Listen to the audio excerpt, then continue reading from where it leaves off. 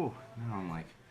Alright, Wall fans, common sensors, we had some technical difficulties. We're dealing with a new digital mixer, and it decided to just crap out on us. But now we are back on track with the official live feed for Centibration. So before my actual virtual mixer goes out again, let's just get into it.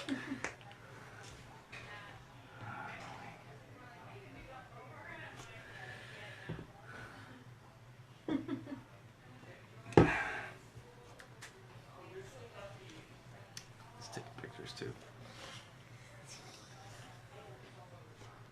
Alright, Wall fans, Common Sensors Podcast consumers, welcome to the official Centibration episode 4 Go Tell It to the Wall podcast. I am, of course, your favorite podcast host, the one and only Sean O'Rourke, and if you've been following us, you know what's going on tonight. We're having a big party for all of our main Wall supporters, people that work on the podcast, people that have listened to it, specifically number one Wall fan Darshan, who's sitting just to my right, and one of our patrons, Seth Rosenberg, who also happens to be a good friend of mine. We're going to have people coming in and out of the studio throughout this episode, and we had some technical difficulties as I started the live feed, and hopefully those are taken care of, but apologies if we do get into some of that once again. And apologies for the madness that is the Centibration episode, because it's going to be madness. I mean, everyone's having drinks. I don't even know what's going on. There's kids running around everywhere. There's probably going to be a kid jumping on the studio desk here at some point. So it's going to be a lot of fun. But before we get into the madness, I do have some housekeeping here, and that would be social plugs. You can keep up with Go Tell It to the Wall podcast in multiple ways. One of those would be Twitter. Follow our official Twitter account, which is @TellTheWallPod, and you can, of course, follow my own personal Twitter account, which is @MagicMuppet. Follow both of those. You guys follow both of those, right? Yep. Seth doesn't use social media, so Seth doesn't, but I know Darshan does. Number one Wall fan Darshan. So make sure you are following those. You can, of course, follow us on Facebook. We are currently live on Facebook with the Centibration episode. That's where the real madness is going to happen, because, excuse me, like I said, we have the studio door completely open, and people are just going to be coming in and out, drinking beers, and having some fun. And we've got multiple beers throughout the episode. So make sure you head over to Facebook, facebook.com/Go Tell It to the Wall, like our page, keep up with all the things that we do, all of the common sense, all of the episodes. I know both of you guys are on there. Seth doesn't like to admit it, but I think he's even liked the page on there. He's not on Facebook, though, so don't try to find him. And of course, YouTube. Head over to YouTube, search Go Tell It to the Wall, subscribe to our page, and make sure you are checking back often for videos. That's where you're going to find all of our beer reviews. All of our live feeds get posted there after the fact, as well as clips from shows and stuff that you're only going to find on YouTube. And most importantly, of all those things I just mentioned, would be SeanO'RourkeLive.com. Bookmark it, check back often. That's where you will find links to all those things I just mentioned, as well as blog posts, photos you're not going to find anywhere else, and other great stuff. And our Patreon page. If you would like to be in the studio for our Centibration, which is going to happen 100 episodes from now, make sure you head over to Patreon, become a patron of Go Tell It to the Wall, support the podcast financially, and help us kind of stay in business here. Help us be able to have beer reviews and have all the good things. And somebody's got to trim this beard, so make sure you're paying my barber. I'm just kidding. It doesn't actually go to my barber. It really goes to keeping the studio running. So that being said, let's get into all of the things that we're doing here. I want to kick things off with some thank yous, and we're just not even kick things off, because we're going to continue to do thank yous kind of throughout the evening. And neither of you guys want to sit in the main seat here. We've got a second mic set up. They're sitting on the couch to the side of me. But we do have a big thank you for number one Wall fan Darshan, who really has been listening since the beginning. I think she found the podcast before I even knew how to find the podcast. And I specifically remember Darshan coming over to our house for a barbecue and saying, like, oh, I listen to your podcast. And I was like, oh, cool. I didn't know anyone knew where it was yet. And there she is, kind of peeking her head into the live feed. You can sit in the chair, Darshan. No. It's okay. She's very camera shy. But that's how Darshan became number one Wall fan Darshan. And actually taught me how to use GIFs on Twitter, which didn't take much teaching. I just didn't realize it was as easy as clicking on the little GIF link. GIF? No, right? That's what they call them. That's what the kids call them, GIFs. I mean, technically it's GIF. GIF? Oh, are you one that calls it GIF? No, I'm not, and I think it's dumb. Yeah, I like to call it GIF. I like GIF better. I definitely do. So I'm going to stick with GIF. And then, of course, Seth Rosenberg, who is a very close personal friend of mine and has been a patron of the podcast for, gosh, almost since the beginning, I believe. Right, Seth? Pretty close. Yeah, pretty close to the beginning, and is an avid listener of the podcast, and often even though he's not on social media, often texts me to tell me I'm either wrong or something was good. More often than not, it's that I was wrong about something. I know that happens quite a bit. True. And here we have the amazing Bradley coming in. We'll see how long his shirt stays on. The last time he was on a podcast episode, his shirt did not stay on the entire time. Have a seat in the chair, Bradley. No, you know what? Actually, Bradley, go grab yourself a pint glass and come right back because I want to pour some of this. And on that note, actually, I want to talk. We're gonna have multiple beers throughout the episode. I specifically got some cool, like, Southern California beers to kind of share with everyone coming in the studio, but of course share with everyone out there listening as well. And the first one we've got here is actually a double IPA called Unity, and it's from Claremont Craft Ales. This is a fairly, I keep wanting to say fairly new brewery. They're not. They've been around for 5 years. I actually got into a conversation with a bartender out in Pomona last weekend because I've been seeing it pop up more and more. And they've been around for about 5 years, but they're getting bigger distribution and now finally making their way to Los Angeles, which is weird because Claremont is really not that far from here. I was literally right next to Claremont to see a concert last Friday, so it's not like it's super far away, but it's finally making its way to Los Angeles. And for LA Beer Week, and actually it says right on here, LA Beer Week 19, they created this beer. They brewed it in conjunction with a couple other breweries, and it was the official beer for LA Beer Week. Bradley, pour yourself some of that. This is the Unity. We were just talking about it. You missed it, but you're going to enjoy it. It's a double IPA. So that's the first beer we're sharing on the podcast today, and Bradley's going to give us his thoughts on it. I enjoy it. It's a double IPA, so it's definitely got some kick to it, but it's smoother than some of the Stone double IPAs that you come across. And I would give some to Seth, but he is unable to drink actual beers. He's back there drinking a cider. Right, Seth? Yeah. Seth, yeah, see? Yep. So that's our first beer this week that we're going to talk about. And Bradley is also a good friend of mine. And actually, maybe we'll get into a little bit of triathlon. Not quite yet, but maybe we'll get into a little bit of triathlon talk. I'm jealous. I used to spend a lot of my days training for triathlons and got too busy. 2-year-old wife, all of these things. And Bradley is fortunate enough to be able to train for the Malibu Triathlon that's happening in... Do you have the exact date, Bradley? September 14th. September 14th. Yeah, that's right. Oh, see? So that one wouldn't... Sometimes it conflicts with the burn a little more. Like my first burn, I was actually signed up and it was the weekend after, but I feel like that's like 2 weeks after the burn, right? Mm-hmm. Or is the burn early? And it's nice when it lines up that the burn is earlier and then the triathlon is a little later, because sometimes the triathlon can end up being like September 5th around that time frame, so that's interesting. And doing the classic distance, right? Yeah, you convinced me. I told you.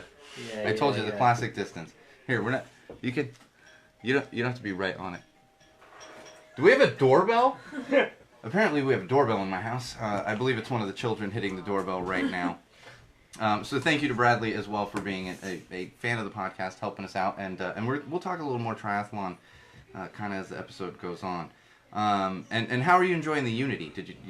It's really good. Yeah, when you told me double IPA, I was a little worried, but it tastes really good. The double IPAs can be worrisome.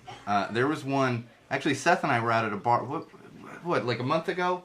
We're at a Greyhound, and there was I think it was a double IPA, but it was something sitting at like 12%. Mm-hmm. You remember that? Yeah. Oh, and that one was like, oh my. And I could have one of those and I was about done. It was like chewing on a hop. Yeah, it was too much. And I think Seth, I think you even had a sip of that one, despite the fact that it might have killed you, because Seth has an allergy to hops. So it's like you can do a little bit of the lighter beers, but a double IPA could potentially kill Seth. It's possible. It's possible. On that note, actually, we'll get Chris and Bridget in here shortly, but Chris actually brought me a very nice bottle of Tullamore Dew.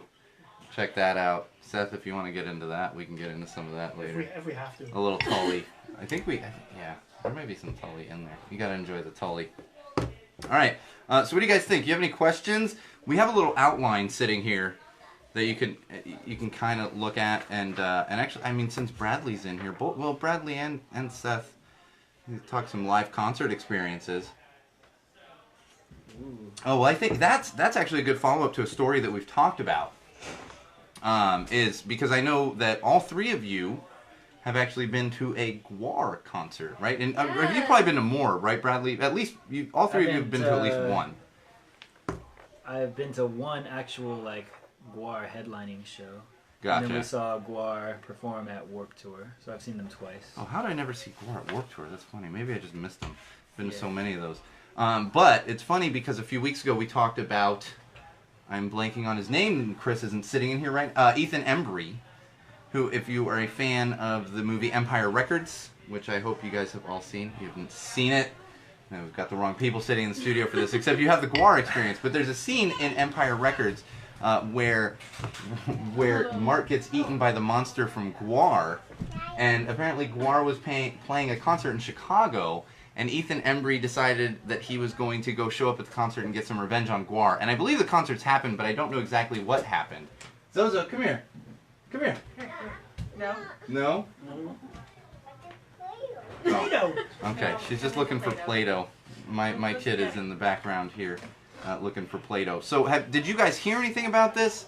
Like the Guar show? I think it was Riot Fest. Riot Fest, I believe, was the... What did you guys think about Guar in general? I thought it was really fun, entertaining. Yeah. Getting sprayed in the face with blood. That was my favorite part. Fake blood, I hope. Oh no, that's real blood. No, you're lying. No, that's 100% Where'd you real go to blood. hospital afterwards? Whose blood is it? Whose blood? It's they have like executions on stage. Like it's Oh, okay. Well, Yeah, it's a whole production. okay, no more double IPA for Bradley. He's cut off. It's totally real.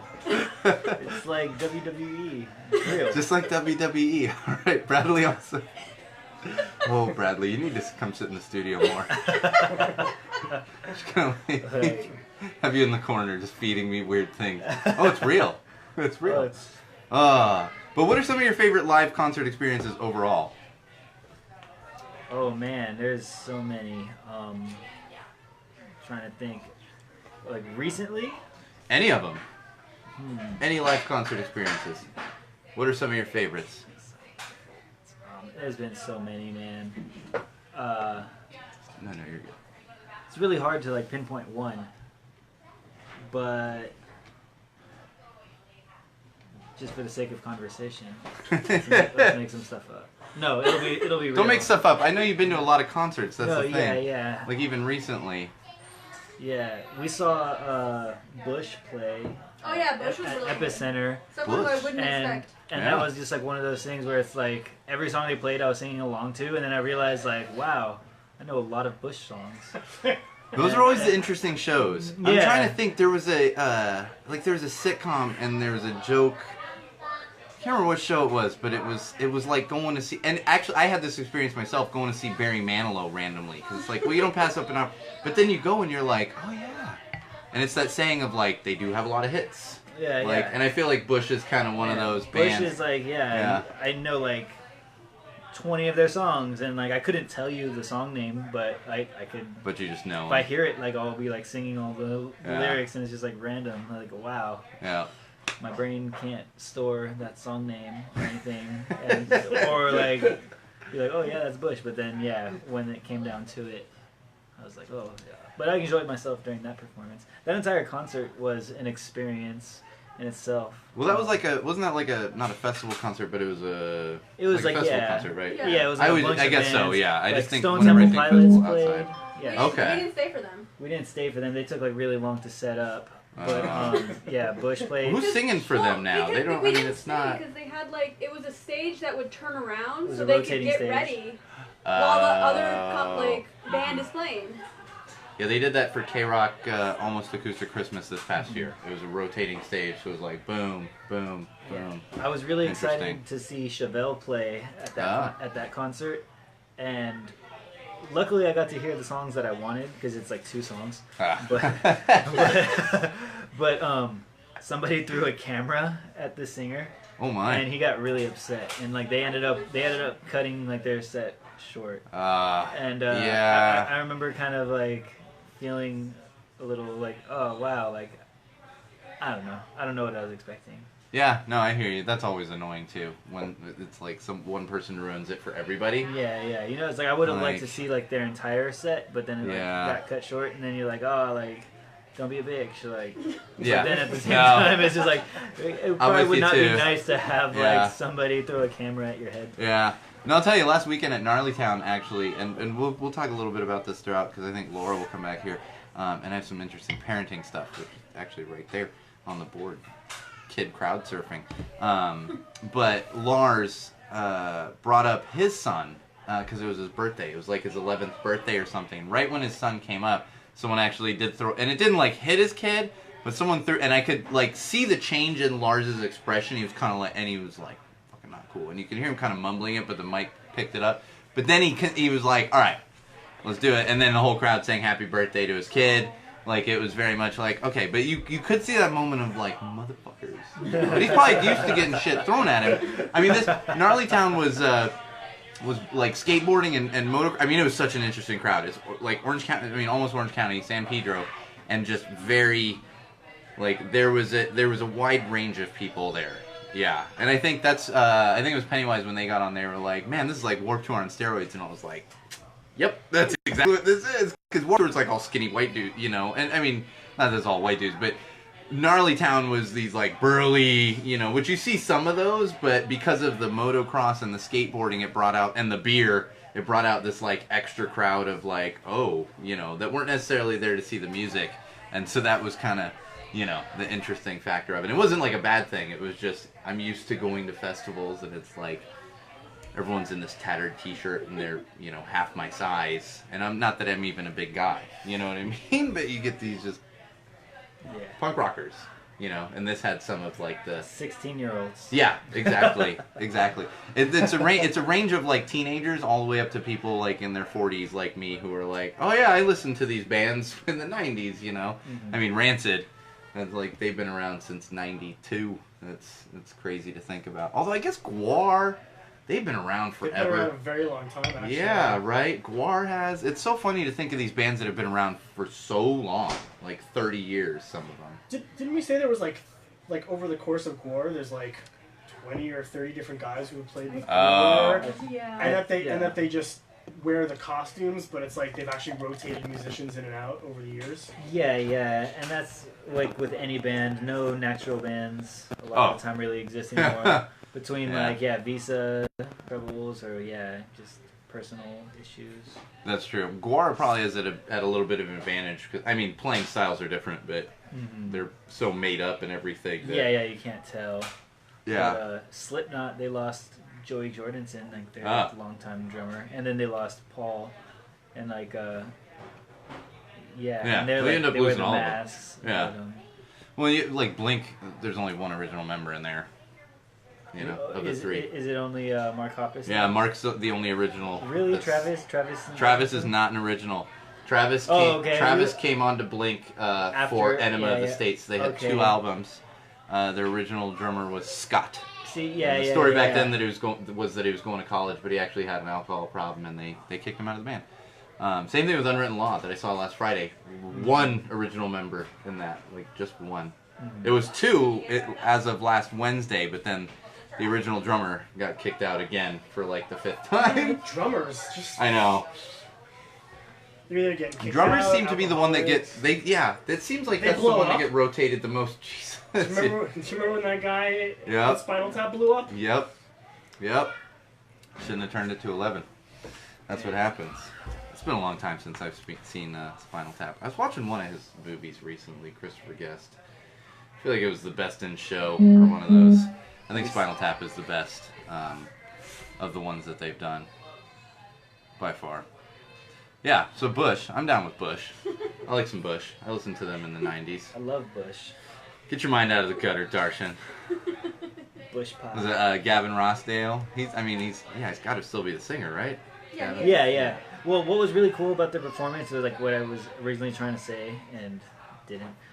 Is like he like made his way like out to like where we were sitting, which was like the lawn seating. So it's like it was very not interactive, but like you felt like you were a part of it, and like he like cared about you, and like you were just like, oh wow, like appreciating like, the fans. Yeah. You know, because it's like you just always hear these like asshole stories about like people in bands. Like, Oh my gosh, yeah. Like the dude that fucking kicked the photographer in Queens of the Stone Age. Oh yeah. Yeah. Like So true. It's always better when musicians and I mean anything like musicians, actors, you know, famous people. We always have to finger quote the famous people. This is ridiculous. Do you see who's on the live feed right now? Hey. Oh. Our producer Bridget is sitting in the other room on the live feed right now. I think she's nervous to come into the studio. We are gonna need someone to bring another beer here shortly. I'll let Bradley have more. Just no more double IPAs for him. Sure. Yeah. So what are some of your other favorite live shows? Or even secondhand? I mean, Bush is a good one. I see. It's hard for me to nail. See, you guys all have gone to a lot. It's so hard to nail one down as like your favorite.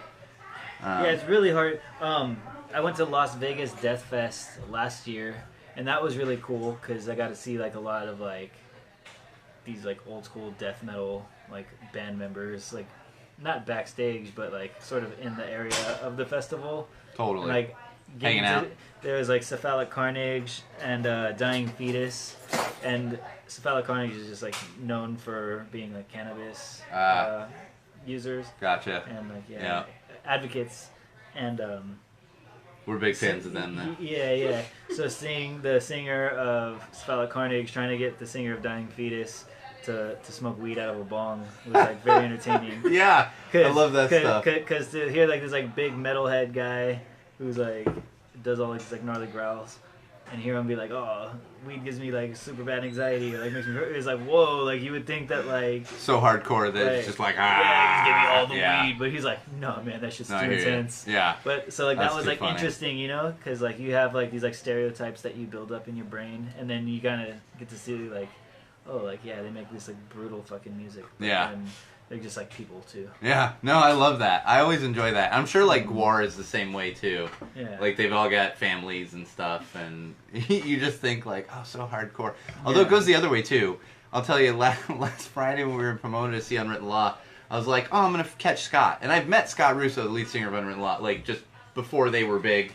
Come on in. Hey. And I was like, I'm gonna catch him. I'm gonna take a picture with him. We got Bridget in studio. We'll get introduction to Bridget in just a moment. But so I was like, I'm gonna take a picture of Scott. No, and it was a small show. I'm gonna try to catch him. And there's a bar next door to Glass House. You've been to Glass House, I believe, right? Have you been to Glass House in Pomona? I don't think so. It's a nice venue. I mean, it's small, but it's a nice venue.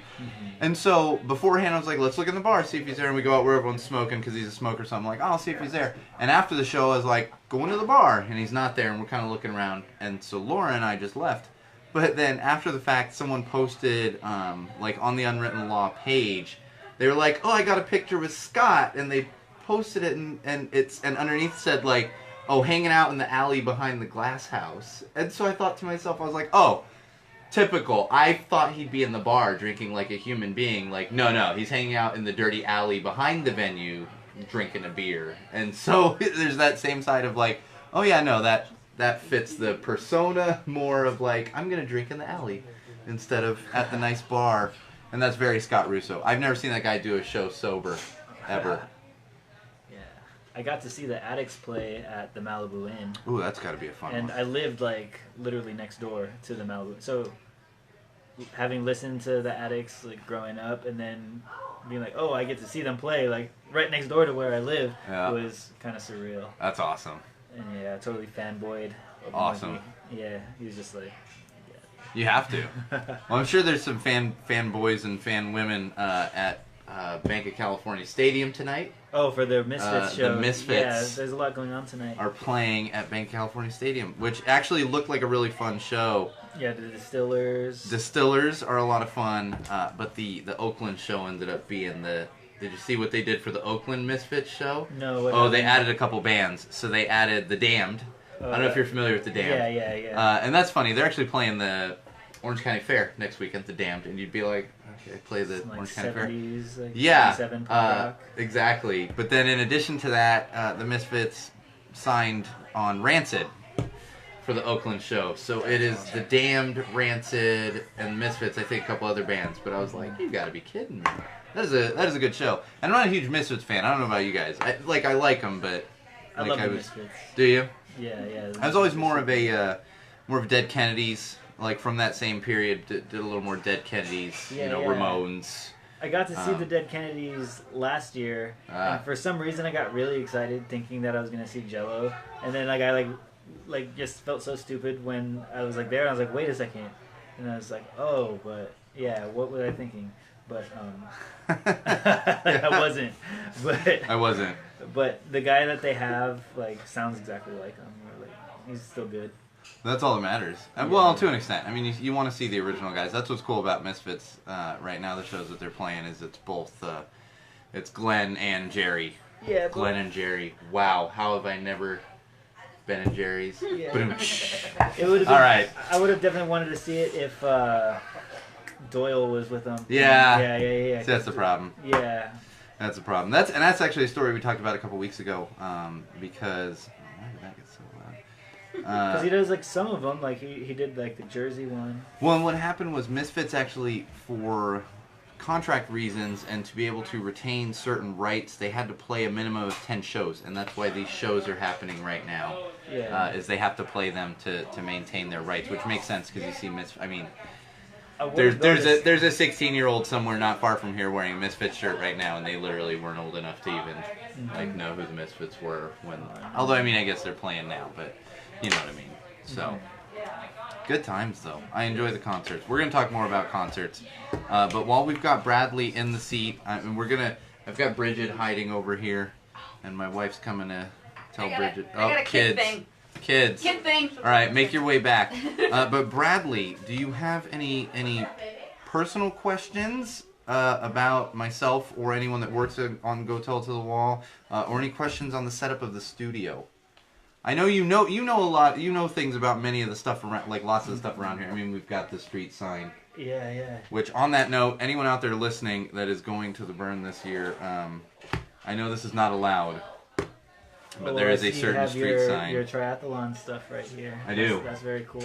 So that is from my very first triathlon that I did, my very first full triathlon. I would recommend you do this as well. Yeah. It's nice to remember, you know. So you got the bib, the cap, the bracelets, and then I just threw in my my goggles and gloves. So we've got a shadow box from my very first triathlon. But I recommend doing that. That is a thing to do. But speaking of street signs, anyone out there that's going to the Burn this year, you're not supposed to do this. But my wife's name is Diana. And I heard that the name for the D Street this year is Diana. I believe it is Diana.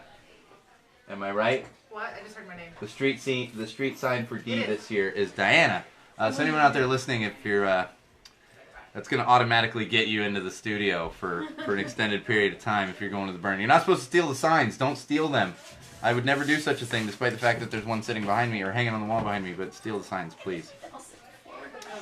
But yeah, like I said, I would definitely recommend doing the shadow box because this is going to be your first full triathlon, right? I mean, it's quite a spiritual experience. Like, I don't mean spiritual in like a weird way, but I remember a guy I used to do triathlons with now and then. We did a few of them together, and we woke up at like 5 in the morning one morning doing a race in Palm Springs, and he was like, "We're kind of crazy for doing this, huh?" And I was like, "A little bit," and he's like, "But it's fucking awesome, huh?" And I was like, "Yeah, it is." And you just like there's a certain experience to doing something like that where you kind of push your body and you're like, who does this? Well, I do.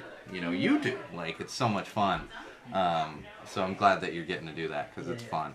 Well, we just went on a road trip to New Mexico, and one of the lakes we stayed at, Lake Cochiti, they had an event coming up like the last day that we were in New Mexico, on the 22nd or the 23rd. So we got to see a bunch of people training for a triathlon, which I thought was like really interesting because this is my first one and I'm solo training, so seeing other people do it was kind of like inspiring. It definitely helps. I think that helped me a lot, was having a team to train with. And I think even without you having a team that you're specifically on, if you go to Malibu during the summer, like you go out there and you just see people doing that, it's going to be similar experience. But that'll probably even be, I mean, I don't know how big it was in New Mexico, but Malibu at Zuma gets a little crazy on Saturdays during the summer because you got multiple teams out there and you got all the lifeguards. It's pretty wild, and it's really inspiring to see it. You know, yeah. And then you also see that on another note, you see triathletes from the challenge division. It's like literally, it's like some people have to be carried down the beach, but it's like that was always a big inspiration for me because I don't like swimming, but I would see a dude who literally didn't have full legs being carried to the water and then going to do the swim, and it's like, all right, well, like if this guy can, like I can make it through a swim. It's very inspiring to see those guys too. Totally. Absolutely. Yeah, and a lot of the people that I saw out there training in New Mexico were all older folks.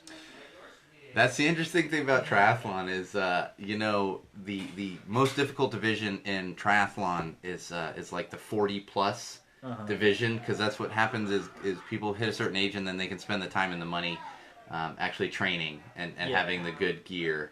And even myself, so the last time I did Malibu, I wasn't 30 yet, but based on your triathlon age, it's actually that same year.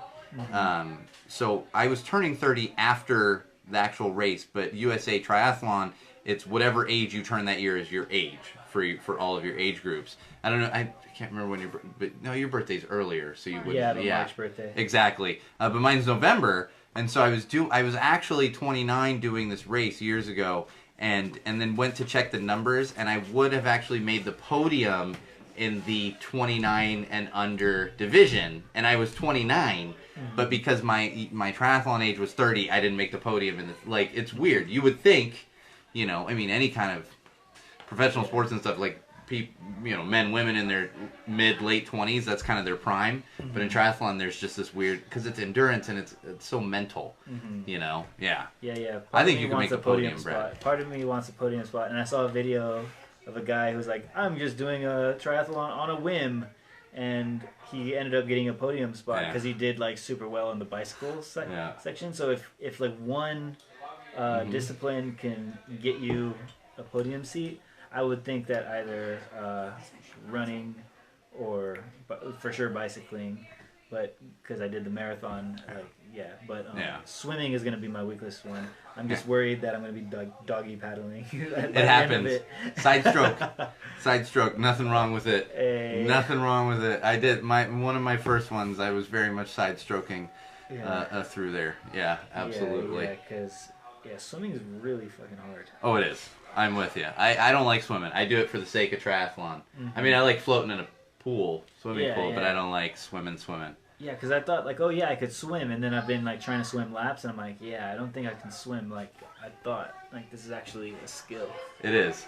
Yeah. That reminds me, remind me later, I have these paddle things that help with your form that you're welcome to borrow for some pool swimming. I think you can use them in ocean, too, but I think they're a little better for pool. Like, it's just working on a form. They're these, like, hand things that I got, and they help a little bit. Yeah. So far, like, drills that I've done have been, like, the little board that you, like, extend out and you're doing footwork and you're just kicking and it feels like you're going nowhere. Yep. That's the stuff you got to do though. It's exhausting. You got to keep the legs moving. That's a challenge on the swim too, is keeping the legs moving. I'm very much like just arms going everywhere. Awesome. Well, we'll be watching you on that and I hope you do get a podium. Bridget, that would be badass. Do you want to come say hi? Oh. All right, wall fans, common sensors, social media world, and podcast consumers, we have the one, the only Bridget Hassong sitting in the second chair right now. I probably am the one. The one. Yeah, you might be, huh? Yeah. See, I often joke about that with myself, but I am like, my name may as well be John Smith. There's a lot of us out there. But a nice little round of applause for our very own Bridget Hassong. Round of applause, everybody. Wow. Did you find yourself a drink yet? I haven't. Oh. I had, and then I drank it. Okay. And Okay. So I haven't found another drink. Can somebody get Bridget a drink here, people? Hey! There's nobody listening to you. I know. Out That's there. what's happening. Out there, plenty of people listening to you. That's true. Well, I don't know how many are like listen, because we don't get so many live feed people, but everyone will listen to this once we actually post it. That's where we do. That's where we do the most listens. Nice. But I've been very excited about having you on, of course, too. Bridget. Bridget does so much for the podcast, I mean, really behind the scenes. Do I? You do, though. That's the thing. Helps out during live feeds, but also the feedback is a big thing, which helps to keep things in line, as well as because there's often times where I come out of the studio, I'm like, that was terrible. And I'll go look at my text, and most times Bridget's like, no, it's not terrible. Oh, she's got a cider now. And sometimes it is like, well, that wasn't the best. She's nice about it, but yeah, that wasn't the best, which I'm does not happen at times. gonna blow smoke, but I'll give praise where praise is due. Yes, yeah, but you'll give constructive criticism, which is important. Absolutely. I what are we talking often need constructive criticism. Cheers. Cheers to that. No, thank you. What are we talking about? What's happening? But I'm glad you're. I mean, we're kind of moving around on everything. But Yeah. since we're talking, we were talking music and live concerts, and we can also talk some parenting. And so I'm curious, because you kind of grew up in the same music scene, similar music scene as I did, kind of the punk rock ska scene, I believe. Absolutely, yeah. And so last weekend when we were at Gnarlytown, which I was talking a little bit about with Bradley, they had quite the pit going for Rancid. And in fact, at one point, Laura and I found ourselves in between 3 circle pits, and I had to kind of navigate us out of one, and I looked around, and luckily I'm tall enough, and I looked to one side, there's a circle pit, to another side, there's a circle pit, and behind us, there's a circle pit, and it's kind of like, oh, and it wasn't dangerous crazy. I mean, I've been to some concerts where it's a little much, like Suicidal Tendencies can be a little crazy. Stuff vibrating over here. It's gonna be nice being like a periscope like that, where you just boop. It does help. Well, and that's why Laura and I work well as a team, because she can kind of, like, she sees a hole, like, she sees a hole and she'll take it, but sometimes she can't see a hole, and I will look up and I'm like, Laura, but she can squeeze in, and then I can just kind of follow her path, you know what I mean? But the cool thing about when Rancid was on, and it was early in their set, that a circle pit started to break out, and I see these kids come, and I always really appreciate pit etiquette at punk rock shows, and there's some kids kind of cutting through with their dad, or mom, whoever it was, and like 3 or 4 of us at the same time were all like, kids, kids, kids, and everyone kind of stopped for a sec and let the kids through, and then it was like, all right, you know, going crazy again, back to it. But then even more than that, I look over at the pit that's like the circle pit that's to our left, because we're like in the pit, circle pit to our left, and there's a dad who's got his daughter, probably like 3 years old, maybe 4, on his shoulders, and he's walking around the pit, and she's high-fiving everyone in the pit. Like, and everyone's like, yeah, yeah, yeah. And it was the cutest thing ever. Nice. And then another, like, 5-10 minutes later, I look over, and there's 3 or 4 dads, all with kids on their shoulders, and they're literally in the middle of the circle pit, and everyone's doing, and they're not, like, crazy, you know, but they're all going around, and the kids are just, like, hanging out on shoulders. They've all got their little headphones on. And it was definitely one of the coolest things I've ever seen in my life. And I was kind of like, where's my kid? And then at the same time, I'm like, well, Rancid went on at 8:30. My kid's hopefully asleep. But I love that.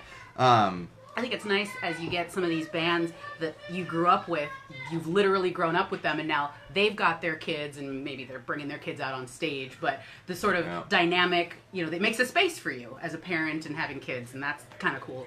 Oh, I love that. Yeah, I mean, the Rancid show, you see it at Interrupters a lot, and it's funny that you say that. I was telling Bradley, you can come in.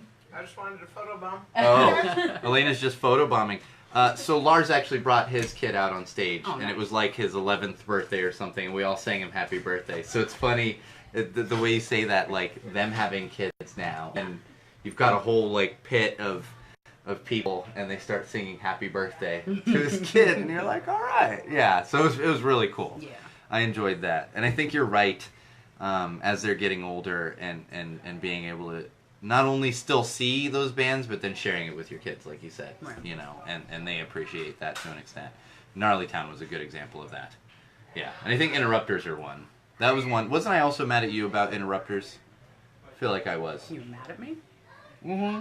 For what? What'd I do, man? Didn't you know about Interrupters before I did? Like, for 5 minutes before you did. Oh, okay. Like, the day before. Oh, that's acceptable then. No, I've yelled at some other people. It was like Laura knew about them for like a year. Bradley's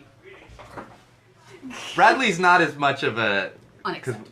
Well, because like Laura and I literally, like, we will sit and listen to, like, punk rock. And I'm like, I feel like Laura dropped the ball on that. Yeah, you know. And I have a buddy in San Diego. His name's Tim. I have a buddy in San Diego. His name's Tim. And he and I went to tons of shows together. Not tons. We went to a lot of shows together when we were in high school. And he was into Interrupters for years. And I was like, dude, like, I feel like this is a band you should have mentioned. Like, at least check them out. And then now, like, we go a little crazy at their shows. Too much of a fan. Too much. But what are some of your other kind of favorite live concert experiences? Like as an adult, as a kid. Both. As a kid, I grew up really sheltered. I had one friend though that was cool, and my mom, who thought she was my one, and my mom thought she could do no wrong. So as long as I was going with Elizabeth, I could go. And I remember her mom took us to see. It was my very first concert. It was Green Day, and it was at the Palace. And so it was so small. I loved it.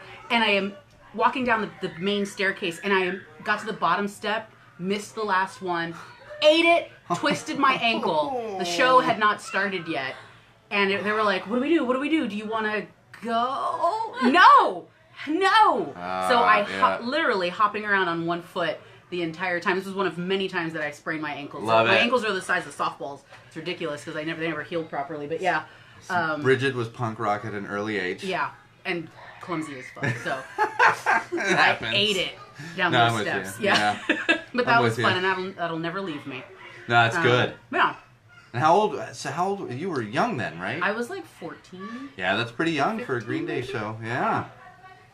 Yeah, that's It awesome. was good times, and they remain my favorite band, so I'll see them every so often. Oh, are you a big Green Day I fan? love them. Oh, I knew that. You saw them at the Bowl. Yeah. Yeah, I knew that. Wherever they go, and that's another I do like me example. some You know, Green Day. he's Billy Joe's got kids, Yeah. and they're coming out on stage sometimes and doing their own things, and The Armstrongs. right. Yeah. Mm-hmm. And I remember being pregnant and like playing Green Day, and little in utero kid was like doing her own little pit in there. Yeah.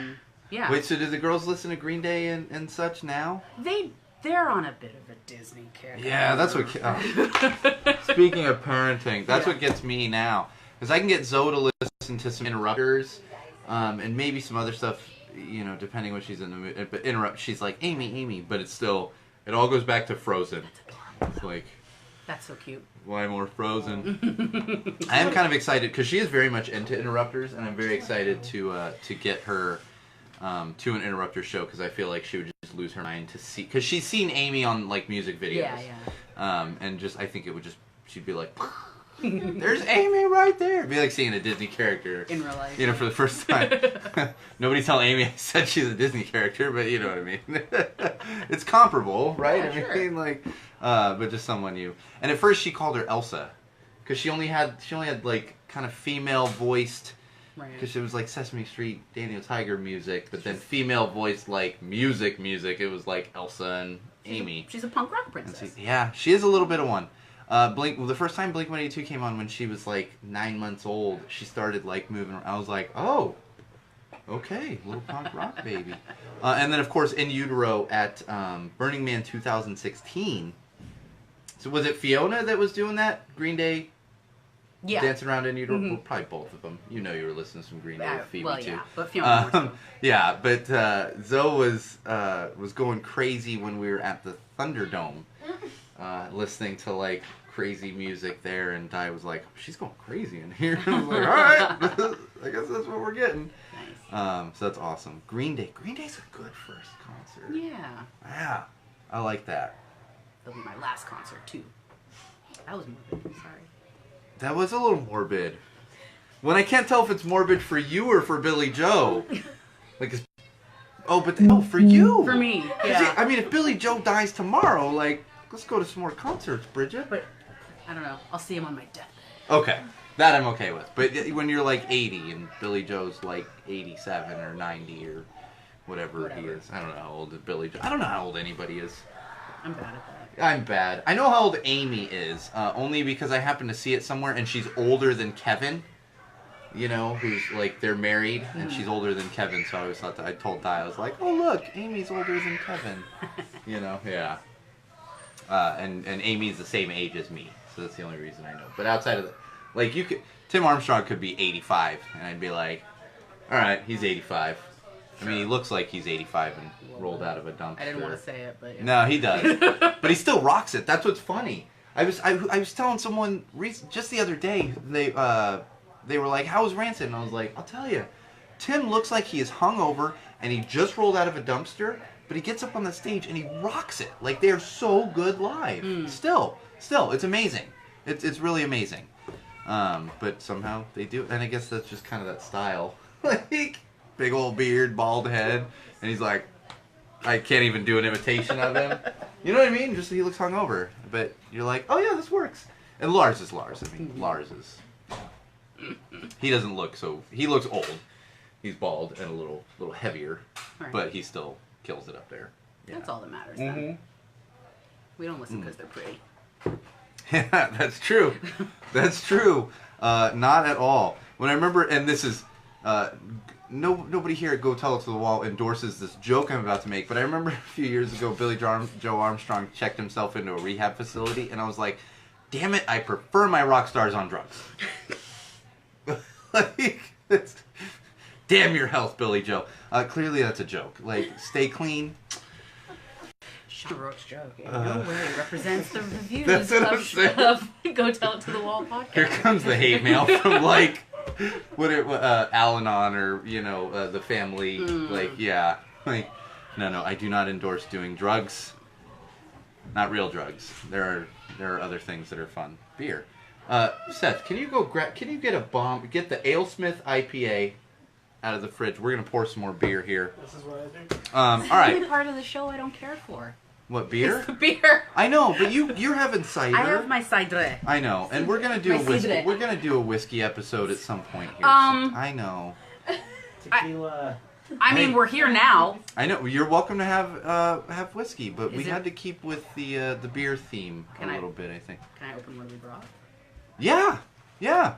Oh, get this open. Get a glass and Oh, did you have a bottle in Let's- here? Damn it, man! no. Open it on the side of the. Yeah, I got it. Oh my god! It's so hard to find good help these days. He took it Jeez. and he put it out Well, of reach. because you can open that up, but before you pour it, let's do a couple more things, Okay. and then I'll release you for the next person. You can still come back. It's like you think I'm not gonna be good anymore once the bottle's open. No.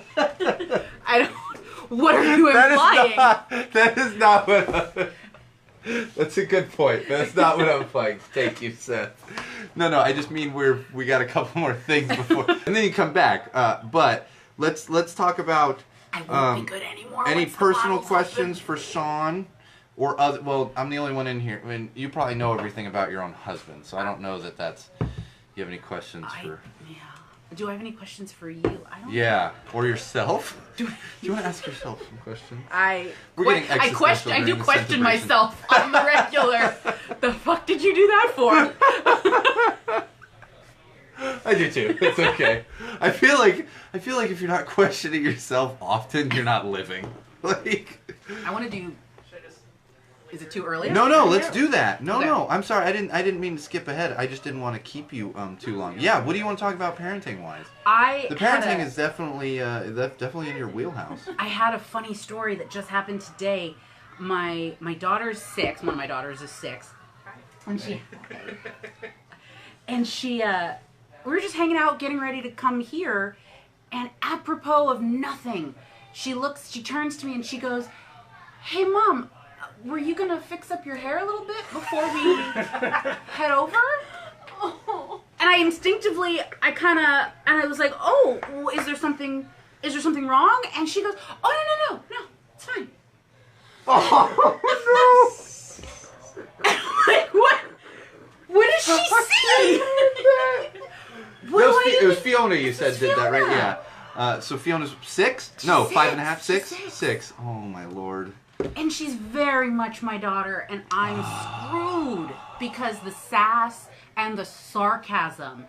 And she'll call it out. She'll be like, "Mom, I'm being sarcastic. It's fine. I'm just being sarcastic." What are you gonna do when she's a teenager? I'll just move out. Because Like, I I'm will, out. I will Just like.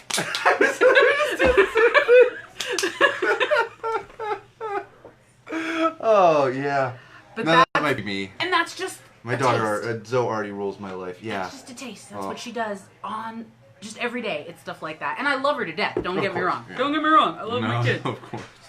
But yeah, it's a lot. You gotta do something with your hair. No. You fix that up. It was very much like, is that what you're wearing? Yeah. Yeah, I don't know what I would say to that and I have a feeling I'm in the same boat. I mean, you know, Zoe. I think Zoe's going to be following in some Fiona footsteps to an extent I don't there. know. She seems very sweet and sincere. Yeah, no. She is sweet and sincere most of the time. But she does often tell me I need a haircut. That happens quite a bit. Yeah. And she has also told me I need a shower. And I could see, you know, in her defense, I could see if, like, I smelled. That's... But she'll be like, you need a shower, and be like, Zoe, I just showered like 10 minutes ago. No, you know what Like- Phoebe says to me? And she'll just be like, I don't like your smell. Oh, that's it. I don't like your smell. And it's so... She means it. And I'm just... I don't know what And I've you're like, done. what's wrong with me? I'll go, like, okay, I'll go shower. I'm sorry, I'll take another one. All right. But I don't like Yeah. I don't like your smell, Mommy. Okay. Yeah, Sorry. well, I wiped your ass for several years. I know. Particularly like that. I don't like your smell, girl. Maybe it's just permanent wiping your ass smell that I've got now. You should at least be kind of immune to that. Oh, that's so funny. Children are hilarious. And that's what I always say on the podcast. You have 2 of them. I don't know how. I mean, I know how you do it, but I don't know how you do it. Like, I can't. Just 2. I want a second one, but 2 is, 3, 4. I don't know how people No, do this. once you hit 3, I came from a family of 4. Ah. And your parents' spirit is just broken at Okay. that point. And the jump from 1 to 2 is really difficult. 2 to 3 is I have heard from parents with multiple, 3 and 4, that it's not that bad. And then once you hit 4, you're just like, You're like, all right. Like, put that one in the corner. this is our life now. Put the 4th one over there. Like, yeah, that's too funny. All right. Well, I know you don't like beer, but I need to introduce it, and I'll just do it while you're sitting here. The next one we've busted out, and Bradley, you're welcome to have some of this. It's not a double IPA, so you're not going to bring up conspiracy theories. This is really good. This is an AleSmith IPA, AleSmith out of San Diego. I always try to time the... I'm going to hold it for an extra second because of the GoPro. Everybody smile for the GoPro. There we go. This is an AleSmith IPA. AleSmith is out of San Diego. And I've... No, you pour it. What am I, your butler? What is this? Jeez. No, I'm just kidding. You can pour. It's very punk Um, rock. It's what, the Bombers? Oh no, self-sufficiency. Yes. Radical self-reliance. Radical self-reliance, which we are. It's funny, actually, we are all burners sitting in this studio right now. Yeah. 3 of us Carlians, and all of us LAF beers. Mm-hmm. LAF Brigadiers. beers. Brigadiers. We're all brigadiers. Oh, yeah. That's too funny. So yeah, that's our next beer. I'm enjoying it. It's tasty. You can, if you need another drink. I'm gonna. Oh yeah, no, that's what I'm you're gonna doing. Go do it. Go open that. Take this with you I because will. Bradley will knock it down and I'll step on glass. All right, bye. Thank you. Yay. Centibration! Centibration. Bridget will be back at some point. We'll try to get as many people as possible like in here to kind of do a little toast at the end. What are we doing, Bradley? What do you think of that beer? You don't have to sit in the chair, but what do you think? You like it? I haven't tried it yet. These 2 tried it. Did you try it, Seth? Have you Yeah. had that one before? I'm really familiar with AleSmith. AleSmith. I used to buy AleSmith all the time. Well, you had AleSmith at your wedding. Yeah. Seth had AleSmith. I always forget 394 ale Yeah. at your wedding. Tony Gwynn ale, which we have not had on the podcast yet, and I keep forgetting to have someone bring it to me from San Diego. I should tell Eric too, because Eric will remember better. Because you can get it easy down there. I tell my parents, but my parents aren't beer drinkers, so when they come up, they're always like, "Oh yeah, we forgot to look." I'm like, but Eric is a beer drinker, so I should tell Eric to get that. But it is a tasty one. I like it. Oh man, I didn't get to any of these stories on here. Which one of these should we talk about? None of them. Seth and or Darshan, do you have any personal questions for myself, or when Bridget comes back, or Chris, or for yourself being the #1 Wall fan, or questions on the setup of the studio, which is always You want to take a interesting. seat, Darshan? You're welcome to take the seat. Darshan is very camera shy. Seth, come take the seat. You've got this, Seth. Because you know what I want to talk about too is, and I don't think you were in on this. It's not a deep conversation, but I want to talk. Oh, that's what. I forgot to ask. Well, when Laura comes in, we'll talk a little more music. Oh my gosh, where was? Oh, do you have any questions on the setup of the studio or any personal questions? I can choose to answer it if I see fit. I know you love this Padres one behind me. Seth is also a bit of a Padres fan and specifically a Tony Gwynn fan. I like the old shit and piss colors. Yes, Yeah, which they're big going fan of them. they're going back to more and more. Seth is looking for things to ask questions about. I think It's all so colorful. I try to keep it colorful. And for those of you on the live feed, the numbers keep moving, but this is actually a 1 and a 0 behind me. 100. And for those of you watching after the fact, that's courtesy of Elena for bringing that over today. That was very nice of her. All right, well, if you think of anything, but what I do want to talk about, see, I wish you were wearing your Padres hat today. This came up recently, and it wasn't, like, I don't have a strong opinion either way, really. But it came up talking about wearing gear from sports teams. And so I'll set it up for you a little bit, because I don't think you were in the loop on this when I posted it to the social platforms. I've noticed lately a lot of people in Los Angeles, around the neighborhood, where there was a lot of cheering happening in the kind of a lot of cheering happening in the World Series when it was appropriate for the LA fans. And I'm noticing more and more, like, Red Sox hats and shirts and gear kind of popping up around the neighborhood. And that got me thinking about, like, wearing, like, what's acceptable. What do you find when it comes to wearing, like, you're wearing a Yankees hat right now. You're obviously a Yankees fan. But is there a place you draw a line? What is your kind of stance on wearing sporting team things? I don't know. I don't think there's any. I don't think there really should be any boundaries. I mean, it's not just that you're wearing it. It's also like, what's your behavior at the time? What's the context of this? Like, where are you? What's going on? But if you're at a sporting event and you're wearing some other, like, I know that bothers some people. Like, I've gone to sporting events with friends and they've called out the person wearing the team logo or colors that have nothing to do with what's going on in the field at the time. Yeah. And I don't care. Yeah. Like, with all the horrible things that go on in the world. Like, why would you get on someone who, like, wears, Yeah. Like, my wife here in the back, Juliet. Yeah. She's happy to wear her Mike Schmidt jersey, a Phillies course. jersey, to any sporting event. It doesn't have to be a Phillies game. Yeah. No, I hear you. I think that's fine. I got no problem with that. And I'm with you on that. Because I've worn Boston Red Sox stuff to Dodgers games that had nothing to do with the Sox. We've for those of you that only listen to audio, which is a bigger audience, we've got all the women standing behind us here making faces. Hey, Which I'm with you on that. But what is it? Hey, Sean. Yes. What's the question? We interrupt this broadcast. What's the question? Wife, go. We're going out Wednesday night. Is that okay? Oh my gosh! What? Yeah, we thought we'd get a better answer if we did it on the podcast. Can we take your wife out on Wednesday? Social pressure. I think your listeners without want- me? Yeah, without you. Yeah, have fun. Bye. This is the life I live now. They come in, we're going out Wednesday night, and it's like, do I have to go? No. Okay, have fun.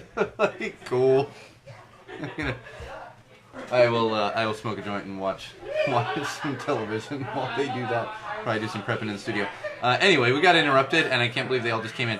And I'm completely with you on that. But what I also mean is, like, would you just wear any team? You know what I mean? Like, if you picked up a random Angels hat.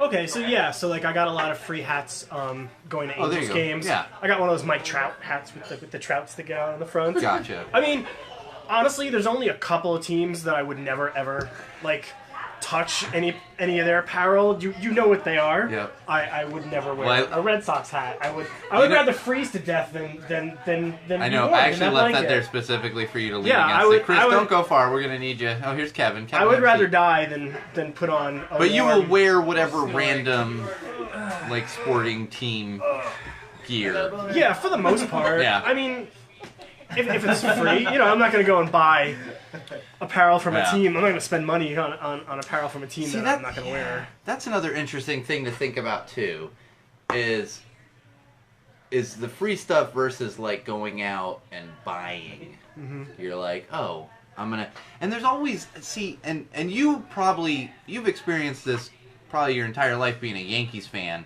and I have somewhat a lot of my life is like the fair weather fans who suddenly you're like, oh, everyone's a Boston Red Sox fan or a Patriots fan. Yeah, exactly. A Yankees fan, you know. You know, it's funny. I used to travel a long time ago, like 90s and early 2000s.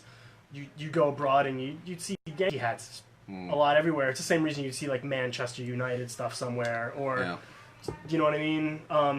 And then after 04 and 07, after I went traveling after that, I started seeing Red Sox hats in like foreign countries, and so but I know what you mean with fans like back home. You know, bandwagon. All of a sudden, they start showing up. Well, and even elsewhere, it's just kind of one of those things where, like for me, as far as fandom, I feel like you know you kind of have a team and maybe two. Like you and I are similar in the way that you are a Yankees fan. If you could choose who won the World Series every year, you'd choose the Yankees, right? Like I'm not wrong in that, right? Yeah, it's happened 27 times before. Yeah. How many times has it happened in the past 10 years? Oh, none. Anyway, no, but what I mean, and then you kind of have a secondary, like team, you know. But for the most part, that's the only team that you follow, and you followed them since you were a kid. And so these fair weather fans, the bandwagon fans, and an example is years ago when I was in film school, this guy came and was starting at our school. Somehow I ended up hanging out with him with like a group of friends. And he had seen something, either I had a Patriots hat or something. And he's like, oh, I'm a Patriots fan too. Guy's from Philly. And I was like, oh, okay, cool. Like we start talking Patriots. And like a few days later I'd seen him again and he's talking something Lakers. And this is in like 03, you know, 04. And he's talking Lakers. And he's like, oh, I'm a big Lakers fan. And I'm going. And then I kid you not, like a week or two later, he's talking about the Phillies. And this is when the Phillies were really good, you know. And granted, he's from Philly. I remember thinking, like, oh, no, you just decided right now that you're going to be, like, a fan of the... Oh, Darshan. Sorry. You're fine. You can sneeze. I love that Darshan just, like, put her entire head into her sweatshirt to sneeze. But I was just like, oh, so you just chose the good teams right now and you're fans of them. That's the one thing that gets me, and Kevin probably has some insight and some personal experience with this. That's the one thing that gets me. It's like suffer with your team, you know, and celebrate with your team. You know, like it's hard to say you've ever really suffered, but the past 10 years you haven't won a world. You know, Yankees haven't won a World Series. In case you didn't hear. Yeah. How long ago was that again, Sean? Sorry, I didn't get that. It was 2009. I'm surprised you haven't brought up the London game that happened today. Although that ended up being a lot better than I thought it was. But you know what I mean? You got to kind of suffer with your team too. I think that's yeah. How many World Series since 2009 have the Red Sox won? Oh, yeah, 2 of them. two to nothing on that in the past 10 years. Anyway, jeez. Shit. What was I saying? You made me lose my spot. Oh, but like I said, I think you appreciate it more and suffering. It's still sports. Like no one's suffering. It's just but you for lack of a better word, you suffer in your fandom, and I think you appreciate it a little more as opposed to you're just like, oh, this team won the Super Bowl last year. Like I am a Patriots fan now, or like it's like no, calm down, And I bet Kevin, who grew up a Dodgers fan. And still lives in Los Angeles, can probably attest to like when the Dodgers flags start popping out, and you're like, and granted there are a lot of actual Dodgers fans, but the Dodgers and the Lakers ones are the worst. Like the Lakers flags start popping up on cars, and you're like, where were these last season when you guys were only okay, And probably in New York, you probably had the same thing. I mean, yeah, because the Yankees were bad in the '80s. When your team is winning, I mean, it's natural to want to be part of that winning team, and let's be honest, that's also like just a product of capitalism. I mean, your team's doing well. Yeah, you're gonna buy more merchandise, so that's a good point too. That's just sort of how it happens. I'll admit when my teams do better, I tend to be, like when my teams when my teams aren't doing well. Yeah, I one of the ways I can punish them is by not paying for any of their crap. I mean, that's beautiful. That's America right there. Like America. Yeah, like sorry, you don't win, you get none of my money.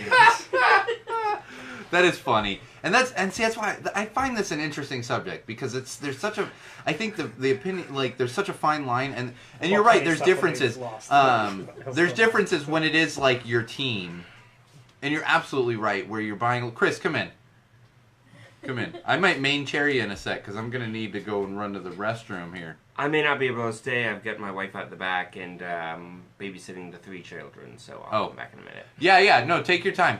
Especially because I know Bridget took the Tullamore Dew with her. Yeah, hey, So- can she bring back some of that? There's Chris? Bridget? She probably chugged it. She drank the whole bottle? Yep. Alright. Bridget has a problem. No, I'm just kidding. Bridget does not have a problem. I can promise you that. There it is. Did she opened it, right? Yeah. Are those glasses On top of the you can use a Waterford, just be careful. Got the expensive glasses back there.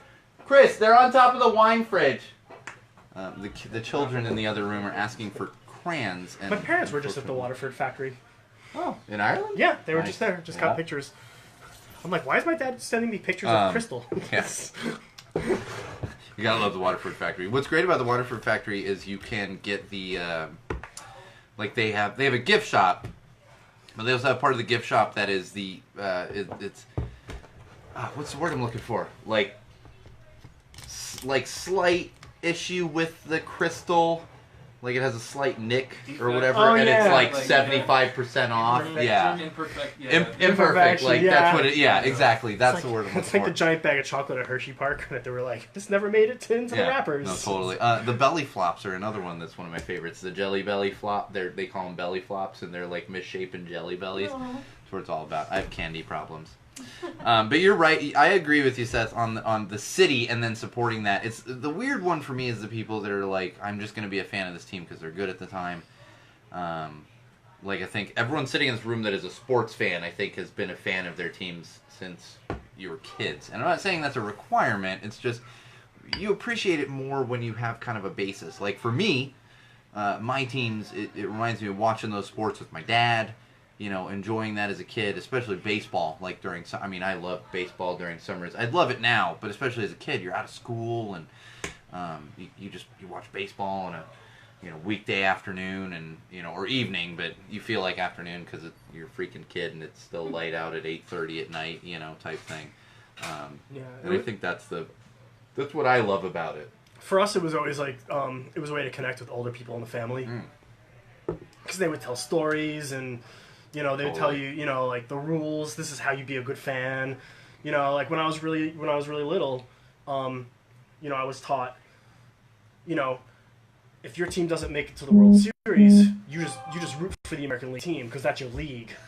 Gotcha. I was told growing up, like, oh no, you have an NL team and an AL team. You can have a favorite from each league. Yep. I was told never to feel bad for the Red Sox losing. Like my older relatives were just like, no, don't feel bad for them. They deserve to be in like the 7th level of hell, suffering with every poor season. No, actually, I'm just kidding. Actually, some of my best friends are Red Sox fans. No, I know. Yeah. I'm one of them, and I know other friends of yours Yeah. that are Red Sox fans. It's like, hey, come to my bachelor party. There's like 3 Red Sox fans. Yeah. Well, that's what's funny. That's what's funny because there is a joking like you and I can do, but there's also a respect. Like there really aren't any. Well, there are 1 or 2. There aren't really many teams that I like hate. There are teams where I'm like, I hate you. Like the Yankees, and there's a couple other teams. There are a couple where I'm like, no, I do hate you. Like Oklahoma Sooners, I hate them. And the Vancouver Canucks, I hate them. Yeah. But outside of that, like, I have a mutual respect for the Yankees. I do hate the Canadians, the Montreal Canadiens, not all of Canada, the Montreal Canadian hockey team. I do hate them. Oh, because Chicago rivalry? Or No, that's big Boston Bruins rivalry. Oh, Bruins, that is yeah. original I don't know six rivalry. hockey. Well, and rivalry's one thing, like the Sox, but there's a respect with the Sox-Yankees rivalry. You know what I mean? I would say so, yeah. I mean, like we were really trying to hate you guys last year, but the fact is, you guys were the best team, and you guys deserved it. Yeah. And you just gotta suck it up and say, hopefully next time it's us. But I got no problems with last year. You guys deserved it.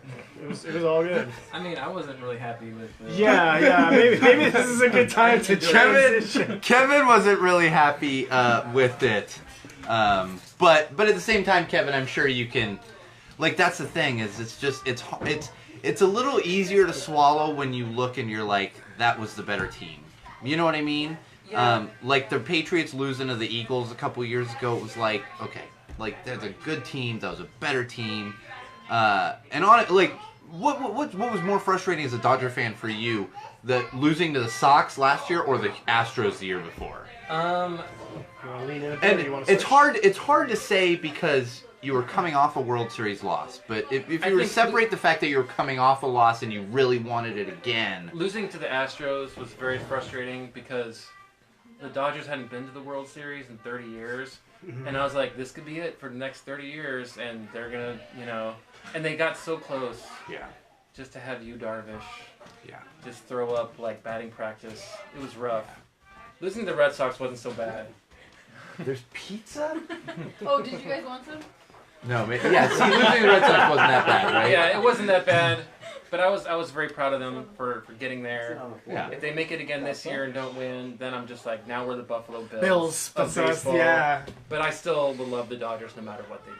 Oh, of course, you have to. Yeah. You have to. You know, Yeah. Yeah. We went through a lot of lean times watching the Giants win, and those were rough times.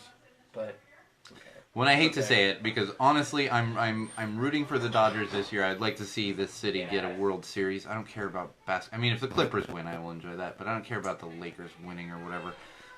But Lakers are dumpster. I mean, they've got they've got some pieces. Maybe there, I'm but giving. Yeah, they're getting there, man. They're getting there. Maybe, I get it, but yeah. Maybe maybe it's a reverse jinx. But hopefully, the Dodgers will not be in the same boat this season as they were last season, except against a different American League East team, which might be Double Rays. yes, no, the Baltimore Orioles. They're going to make a comeback. The Montreal Devil Rays. The Montreal Devil Rays. I love it. No, the Orioles. I think we are heading to a historic World Series. And I will be rooting for the Dodgers, which I would feel bad saying that to Seth, but I'm sure Seth was rooting for the Dodgers in the last World Series. Houston could obviously go back again. It might No, they be could. Yankee. I mean, Houston's just a juggernaut. I'm not doubting it, but ridiculous. I think that Yankees team is going to the World Series this year, and I think the Dodgers are. I think the Dodgers. This is when we get into a little sports for the non-sports. This is when the non-sports people tune out. I think the Dodgers are kind of just can pretty much put it in cruise control at this point and pick up a couple of trade deadline bullpen pitchers. I will say, as a Red Sox fan, apologies for Joe Kelly. He's turning it around. He's getting better. He's turning it around. But Jesus, early in the season, I was going, man. It's rough. And I remember, like, when the Sox were like, we're not gonna really offer him much. And I was like, why? He did so well in the playoffs. He caught lightning in a bottle at that moment. He did. Hasn't been Yeah. That's since what happens. Tyler And that's what Austin beat him up. happens. That's what happens with a lot of players. Is they catch lightning in a bottle. And I am happy that freaking Manny Machado is not a Dodger anymore.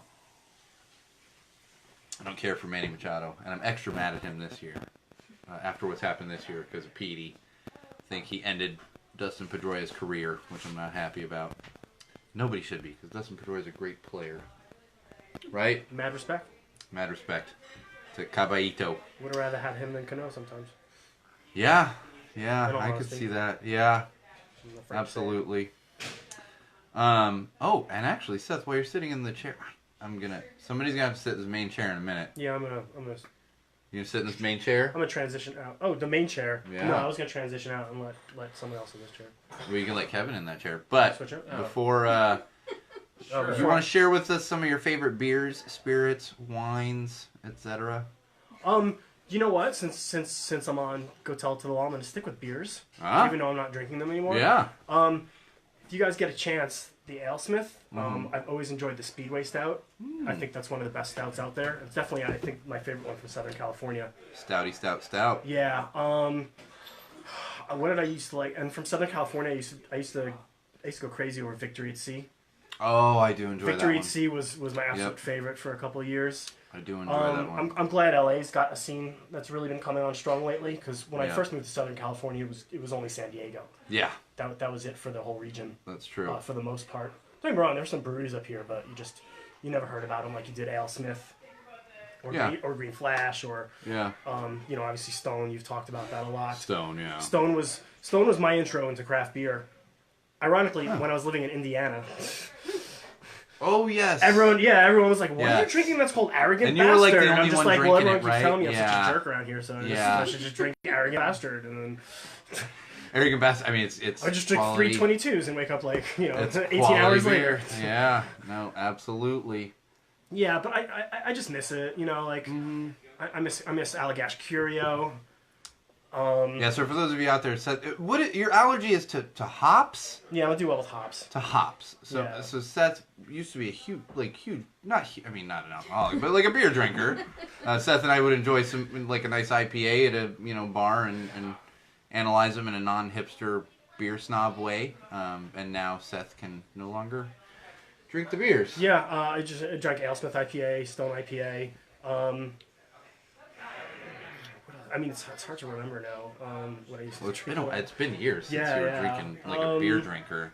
I don't know. I was lucky enough that we had gone to Europe in the fall, and we were in places, like we were in Czech Republic, and it's like, oh, there's barely any hops in the Pilsner, so I just started slamming beers one night, and Very nice. I think you did mention that to me. yeah, it was fantastic. Yeah, see, I enjoy some beers. I like my whiskey, but I enjoy especially it was 90 degrees today. Like, give me some beers. You don't drink as much of the IPAs, right, Kevin? What do you? I'm drink kind more? of Come sit. tapping out. Tap out. I've always been more of a pale ale guy. Yeah. I like IPAs, but then I kind of realized the older I got, the less my body liked them. And currently, That's kind of me too. drinking a North Coast Blue Star wheat beer. Because this is a throwback to when I was in college living in Northern California. I would drink these. Yes. And I would drink a lot of Lost Coast Brewery, Mad River Brewery, Steelhead Pale Ale. That was kind of my intro into the craft brewery thing. Awesome. Because growing up and down here, we would just Was there drink, not a lot here growing up? No. Okay. Not really. Yeah. Yeah. Interesting. Now it's just all over the place. Yeah, we would just drink like Modelo, We Yeah. thought we were badass because we were drinking Modelo. Although we did that when I was a teenager, we did more of that too. And was Bohemia, just, yeah, and that kind of stuff. Azteca. yeah, Mm-hmm. absolutely. Yeah. That's a good point. I drank some Coors Light even as a teenager. Yeah, cool. Teenager. Yeah. Now we're talking about natural light Yeah. and like Mickey's grenades and Some idiots would buy Zima. Zima. Oh, the Zima. Yeah. When you remember, when was it like late '90s when like Smirnoff Ice and Mike's Hard Lemonade? Maybe it was around before that, but it was became before popular. that. It was around prom weekend in 94, 93, 94. Like people were starting to show up at parties. Oh, was it Right. before that? Okay, Yeah. I thought it was a little later, but that stuff was that was horrible. I always thought it was the same It was kind so of bad. like Boone's Farm demographic. Yeah. If you're gonna drink Boone's Farm, That makes sense. Yes. Absolutely. Mad yeah. Dog 2020. MD 2020. Yeah. Mhm. Yeah, absolutely. I really thought you were asking actually. Yeah, I just enjoy my beers. But it's funny how the craft brewing has gotten so crazy. Mm-hmm. I mean, we can walk like a half mile and go to Highland Park Brewing, like one of their spots right now. And it's kind of crazy to think of. Yeah. I think I still have some frozen ones. in the So, freezer. Kevin, do you have any... We know sports teams. I mean, Kevin is a Dodgers, Clippers fan, which I have also become a Clippers fan because of Kevin. Mm-hmm. I am a Clippers fan now because of Kevin. And I do cheer, like, here, if the Dodgers aren't... I was cheering for the Dodgers in the World Series against Houston. I genuinely was. And I think if as long as they're not playing the Red Sox in the World Series, I will be cheering for them again. Well, we've gone to a lot of games together. Yeah, So it makes sense. I It's enjoy sort the of like, Dodgers. you go to a game, you start Yeah. to cheer a little bit, even if it's not your team. Well, and see, that's going back to like kind of fandom. I mean, I am a Boston fan. I have been since I was a kid. Not the Celtics. I didn't grow up watching the Celtics. I think I've said that on this podcast before. Totally appropriate. That's fine. Yeah, see, and but like in my house growing up, Bobby Orr was a god. You know, I mean, it didn't really happen, but I used to joke with people in my house. There was a photo of the Pope, and there was a photo of Bobby Orr hanging above the fireplace. You know, as just, and the Patriots are the Patriots. Football's football, you know. And see, you're not much of a football fan, but it's just football's just kind of football. But for me, it was always hockey and baseball, like 1 and 1A. Just I love my hockey, I love my baseball. But having lived in Los Angeles for longer than I've ever lived in any other city, I do have a little bit of love for Clippers. I'm a straight up Clippers fan. I do that because of Kevin, and I hate the Lakers. But I do have some love for the Dodgers and the Rams. I will never like the Chargers, and I will never like the Lakers. But I've got some love for them because you have that kind of hometown pride, which I'm sure you could probably say the same thing, right, Seth? To an extent, like just kind of that. Well, I mean, because you're a transplant. Kevin's not a transplant. I became a Padres fan because I lived in San Diego Yeah. and I lived close enough to the stadium Yeah. where I could get season tickets. Mm-hmm. And so I was at so many games. I was just like, I don't care how many you lose. Yeah. I love you guys. Yeah. It's a good experience too. Yeah. Petco Park. It was inexpensive, so like that's how. I mean, and I have friends in San Diego who just like they just totally like abandoned the Giants and Jets and just they became Chargers fans. See, that's what because I they're always like, find we live interesting here too. now. Yeah. You know, it's personal preference. It's alright. No, totally. I don't Totally. I don't fault them. It's the jumping around people that bug me. Like, do you know LA natives? Well, see, it's so hard. Yes. And maybe Yes. baseball fans. I mean, not basketball because one of my Lakers have been so decent. One of my closest friends, we've been friends since we were like 5, was in the 90s was a Bulls and a Yankees fan. Yeah. And it was like, come on, dude. Yeah. You know, our teams might not be good, but they're still our teams. Yeah. And that's how I am. Like, I'm going to support. Yeah. Like, it's just, you know, and like I said, I have some love for the LA teams. I mean, there's the only Boston team thing in this house, Boston and Texas. I think there's a few Texas Longhorn things. That's family. Is that Padres? Oh, and the other. Oh, see, Juliet missed it. There's also a Phillies thing behind the door right there. Nobody sees it ever because the door's open. Here, I can't. I don't know if I can. Fanatic? No. Mike Schmidt. Ah, Mike Schmidt.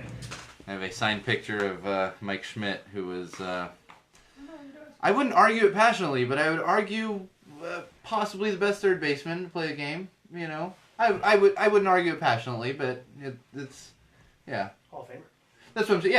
Yeah. I mean, like, I'm not gonna but my wife's favorite ball player. Yeah, you could argue that he was the best third baseman to play the game. Yeah, all right, you could argue. So, you know, nobody knows. But that is the other non-Boston sports thing. I mean, I see a Shaquille O'Neal hanging up back there too. Well, but that's not because I'm that's not that is a program, so Okay. I don't count that. I mean, it's pretty. See, here's where the questions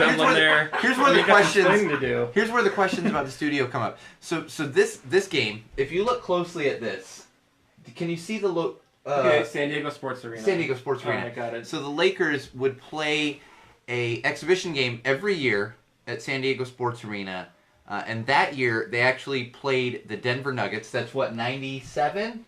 97, 98. Yep, 97, 98. So it was 98 because it was preseason, or 97 because it was preseason. And my good friend in high school who I played basketball with, played club ball with, played high school ball with, Chris Hill, one of his dad's best friends was the coach of the Denver Nuggets. He actually coached the Charlotte Hornets before that. He coached Larry Johnson and Alonzo Mourning. Had just started coaching the Nuggets. They did this exhibition game, and because he was good friends with him, he gave us all access, like press passes. And then my friend Chris, actually, they brought him in to be a ball boy. He ended up being a ball boy for the Lakers. And if you see Shaq there, but 97, 98 is either Kobe's rookie or second year. So Kobe was on that team. Mm-hmm. And we went because we got these. I think it was his second year. I think it was his second year. Yeah, because Kobe and I are the same age, about a week apart. Okay. But he graduated high school a year ahead of me. Gotcha. because all that Italy and who From the knows. high school down the street from my wife. Oh, Yeah, there you go. Marion, Lower Yeah, Marion. Lower High School. Marion. Lower Yeah. Marion High Township. School. Yep. Yeah. So what happened was we had these press passes, and those are free programs because it's an exhibition game, and we literally had access not to go into the locker rooms, but to walk around the entire arena except for in the locker rooms. And we're walking around because it's an exhibition game. We're not really watching the game, and we go walking around, and I'm underneath, like in the lower part of San Diego Sports Arena, and we're walking, and I look over as we're walking. And there's a guy like sitting in a chair with his leg up, and there's some crutches sitting next to him, and he's got a knee brace around him. And you guys will appreciate this. And I look up, and I'm like, oh, that's Ken Caminiti. He was playing for the Padres at the time, so he's sitting there. He's attending this game, and he just had knee surgery or whatever. And so my friend's sister like takes some photos with him, like, oh, I love you. And looking back now, I'm like, oh, that dude's dead. Like he's gone now. He was an MVP, and now he's gone. But we're also walking through, and so one of those signatures, I didn't get Ken Caminiti on there, but one of those is Jerry West. Oh wow, Oh, that's really? huge. So we're walking Yeah. around the tunnels. The logo. Exactly. We're walking around the tunnels, and here's Jerry West walking by, and we're like, oh, dude, can you sign?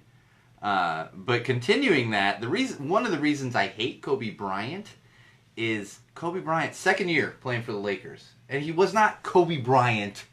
Like at that time, he was, just because he was 18 and made the league and whatever. It wasn't quite Kobe Bryant. Comes out of the locker room with like 6 security guards. Doesn't want to talk to anyone. And I'm like with the press, not like the fans standing outside, like getting in their cars where it's like there's a huge crowd.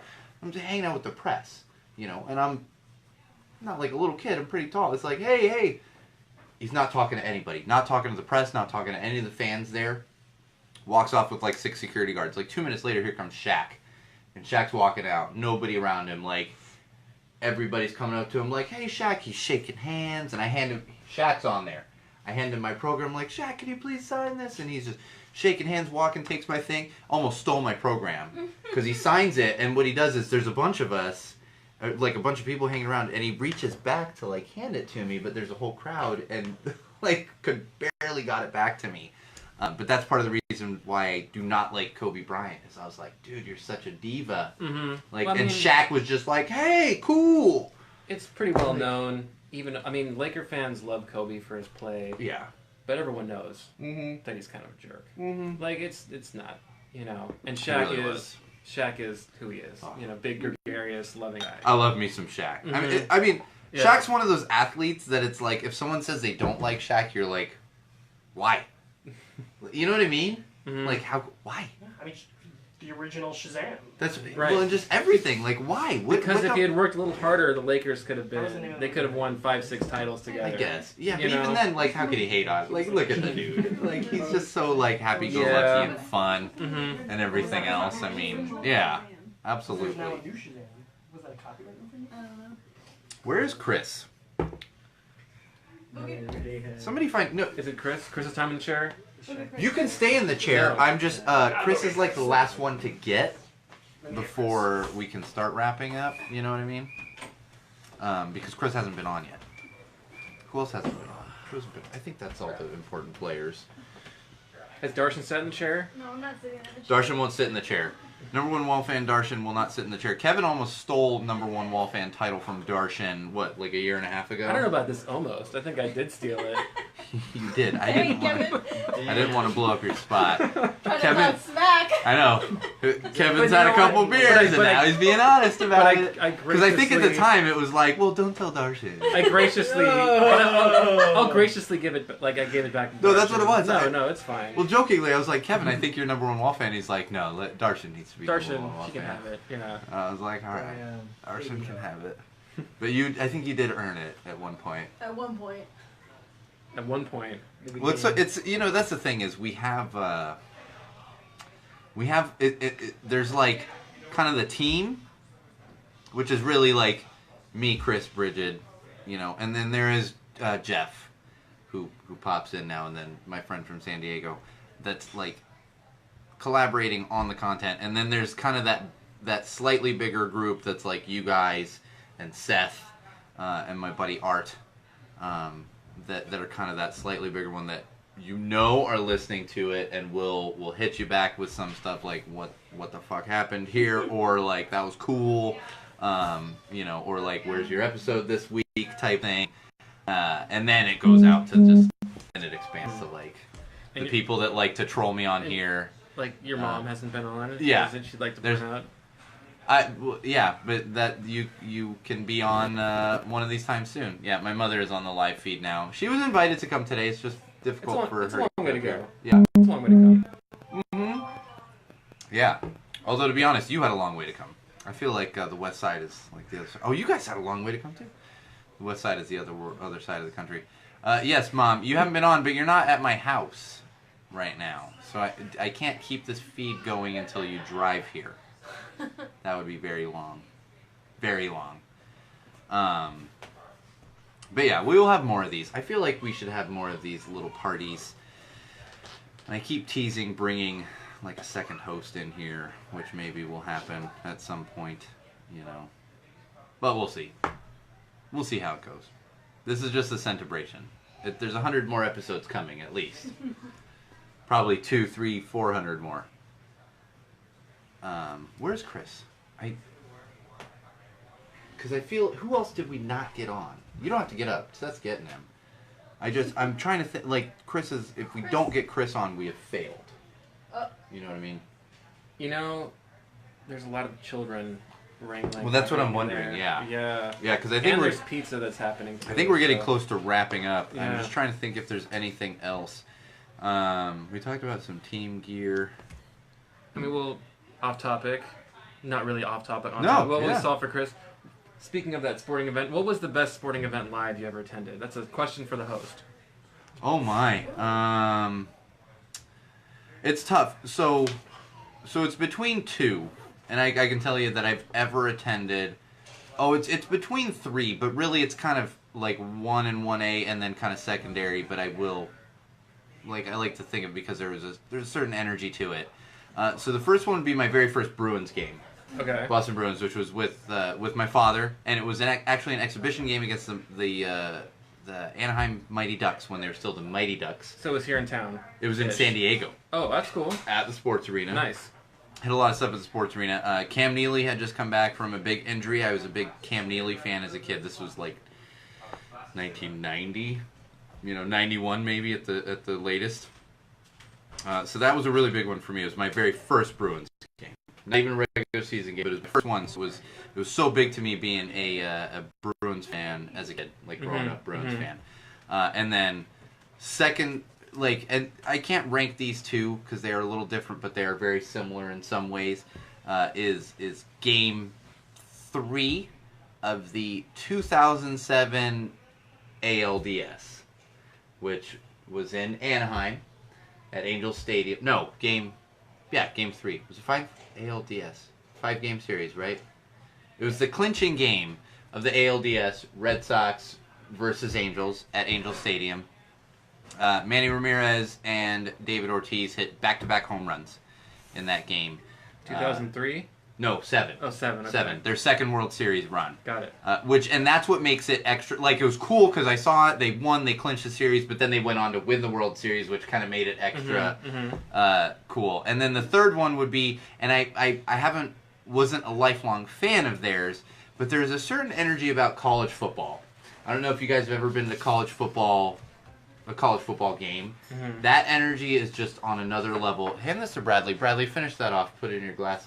And we got more beer coming. Yes, my mother is awesome. Her name is on the board behind me because she is a big supporter of Go Tell It to the Wall podcast.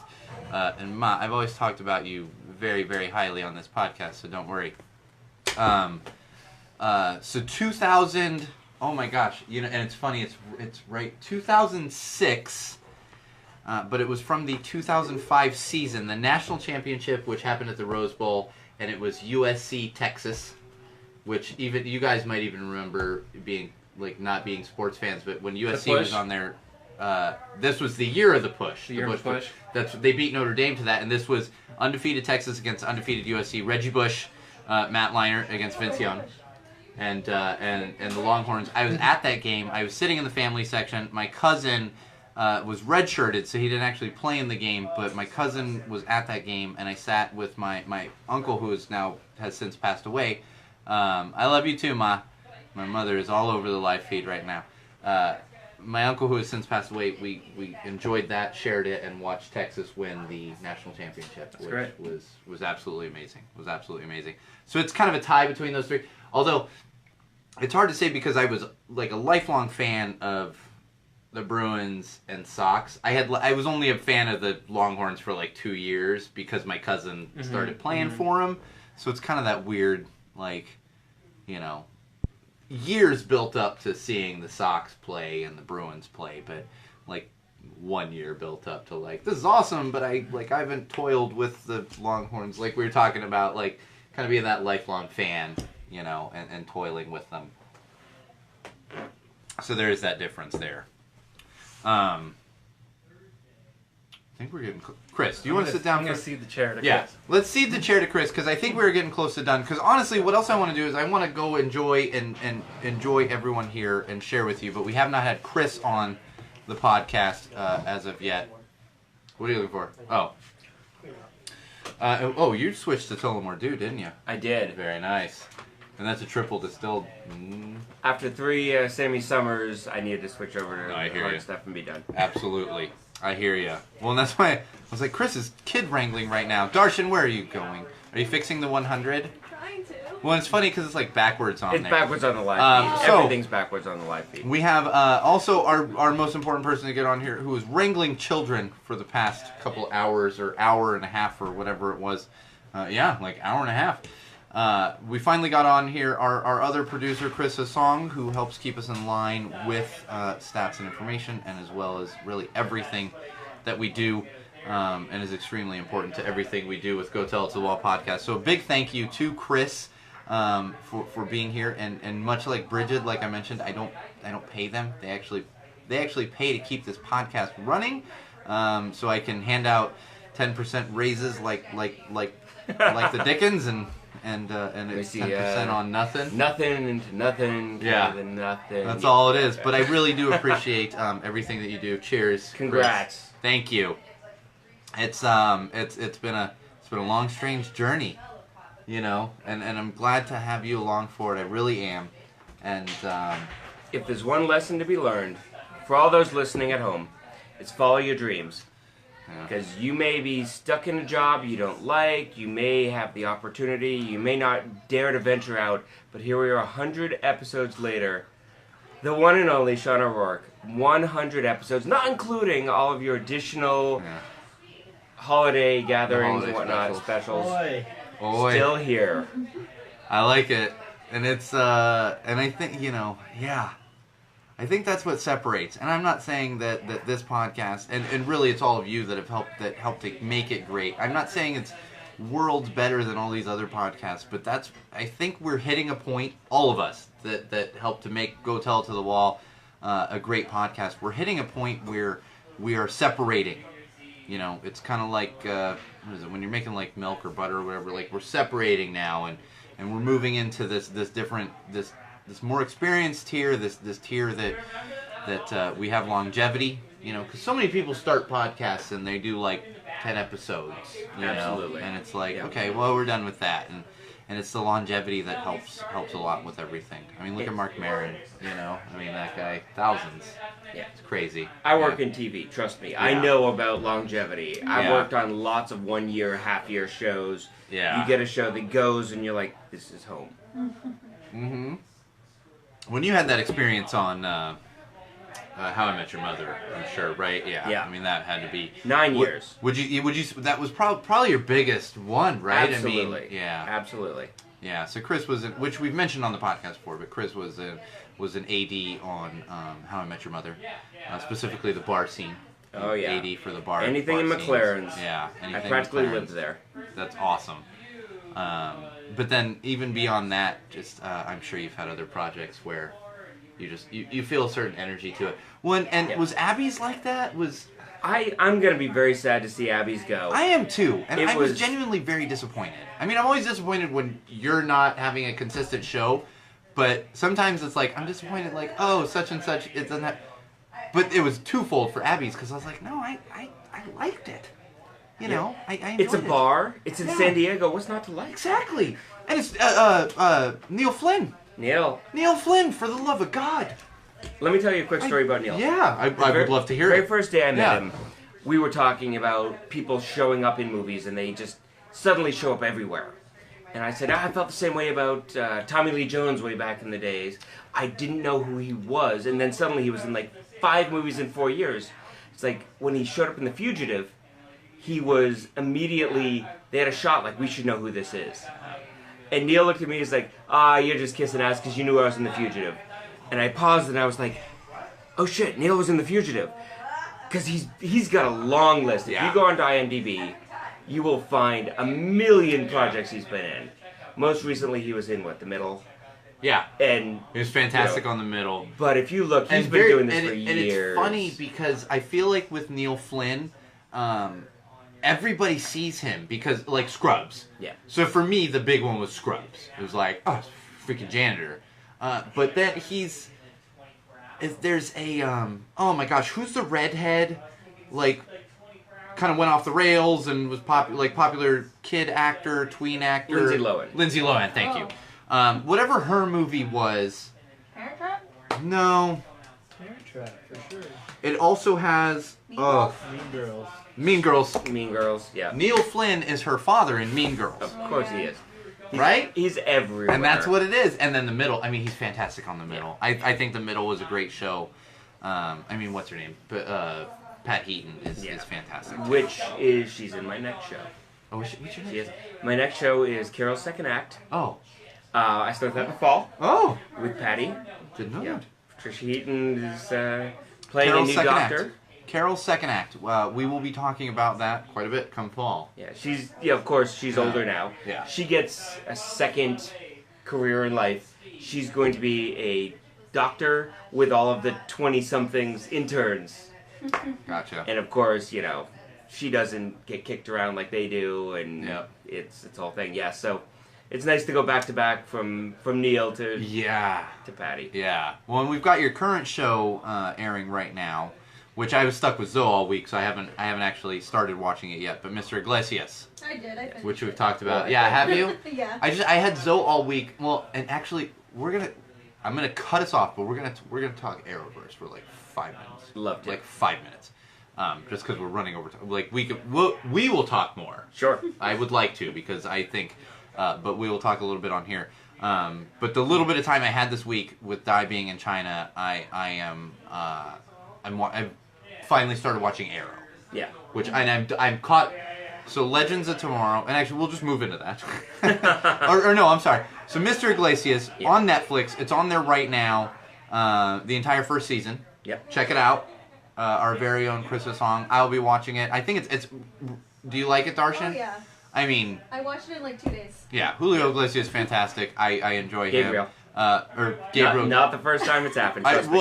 I've done it multiple times on the podcast, but it's one of those things. It's where like, who is the biggest? And Iglesias is a pretty common name, but who's the biggest Iglesias on the face of that has ever existed? Well, Julio Iglesias. Like Until you talk to Gabe and he's The bigger, as in larger man. Which Yeah. is fun. He has that a good is time. fun. Yeah. But I'm sure if he was standing right here and I said who, he would be like He would laugh his ass off. yeah. He's really It a good happens. spirit. I'm Good glad guy. to hear that. Yeah. Oh, he's a wonderful guy. So make sure you are watching Mr. Iglesias. Watch Mr. Iglesias. It's on Netflix. Everyone needs to be watching it. Like I said, I haven't watched it yet, but I already know I'm gonna enjoy it. Plus, honestly, I don't think it's happened much. But if Chris worked on a show that was not very good and he knew I wouldn't like it, I think Chris would be honest with me and be like, I would. "You don't need." And I've worked on plenty of things that my family's like, yeah, that's on opposite the show we're watching. I'm like, okay. No, but see, I was all about some Abbies. I mean, I was an avid How I Met Your Mother watcher before you and I met. So that was on another level for that show. And I will say, personally, that was the best show we'd ever worked on. We knew it when we were there. Not like afterwards. We're like, oh, I wished we'd appreciated it. We appreciated it every day. Yeah. They wrote it hard. We shot it hard. I mean, everybody can just tell a joke. Mm-hmm. We would cut away and show you the joke. Which, you know, I looked at the writers, I'm like, God, they just don't know how to write a sitcom, but if they did, it would be boring. Yeah. It would have been boring. Yeah, I can see that. Yeah, you don't go 9 years being bored. Yeah. For sure. Yeah, absolutely. Absolutely. All right, so we're going to talk more about it. But I've talked a little bit about it. So, but the reason I bring this up, and especially with you sitting here, so for me, I started watching Legends of Tomorrow in 2016 when it came out. Yep. I had no basis with The Flash or Arrow. You started straight with the spin-off. So this, exactly, the spin-off, which is extra funny because then I went back and I watched The Flash because I've always been a Flash fan. I like The Flash. I watched the original Flash in the 90s. My Halloween costume in 1990 was, and I hope my mother is still on the live feed here, was a prototype costume for National Theme Production, which was a Flash costume. I was the only one that had it. The only one that had it in the neighborhood. They literally tailored it to me, and I had that it had to be 1990. Sean, my mom made my Flash costume in 1990 as well. Oh no, that's what I mean. Is I'm sure, but I had it. I had the prototype through National Theme Productions. Yeah. You had legit. They were the big Halloween costume company. Yeah. So they basically used me as a model to then make the main costume for Halloween, which was kind of funny. So I went back to watch Flash, and then watching Flash was a trip because you have this Legends of Tomorrow stuff. Yep. And then now I'm back on Arrow, which is bad. He's worked his way in reverse, folks. That's what I'm doing. I'm really working my way in reverse. And there's certain things where I watch.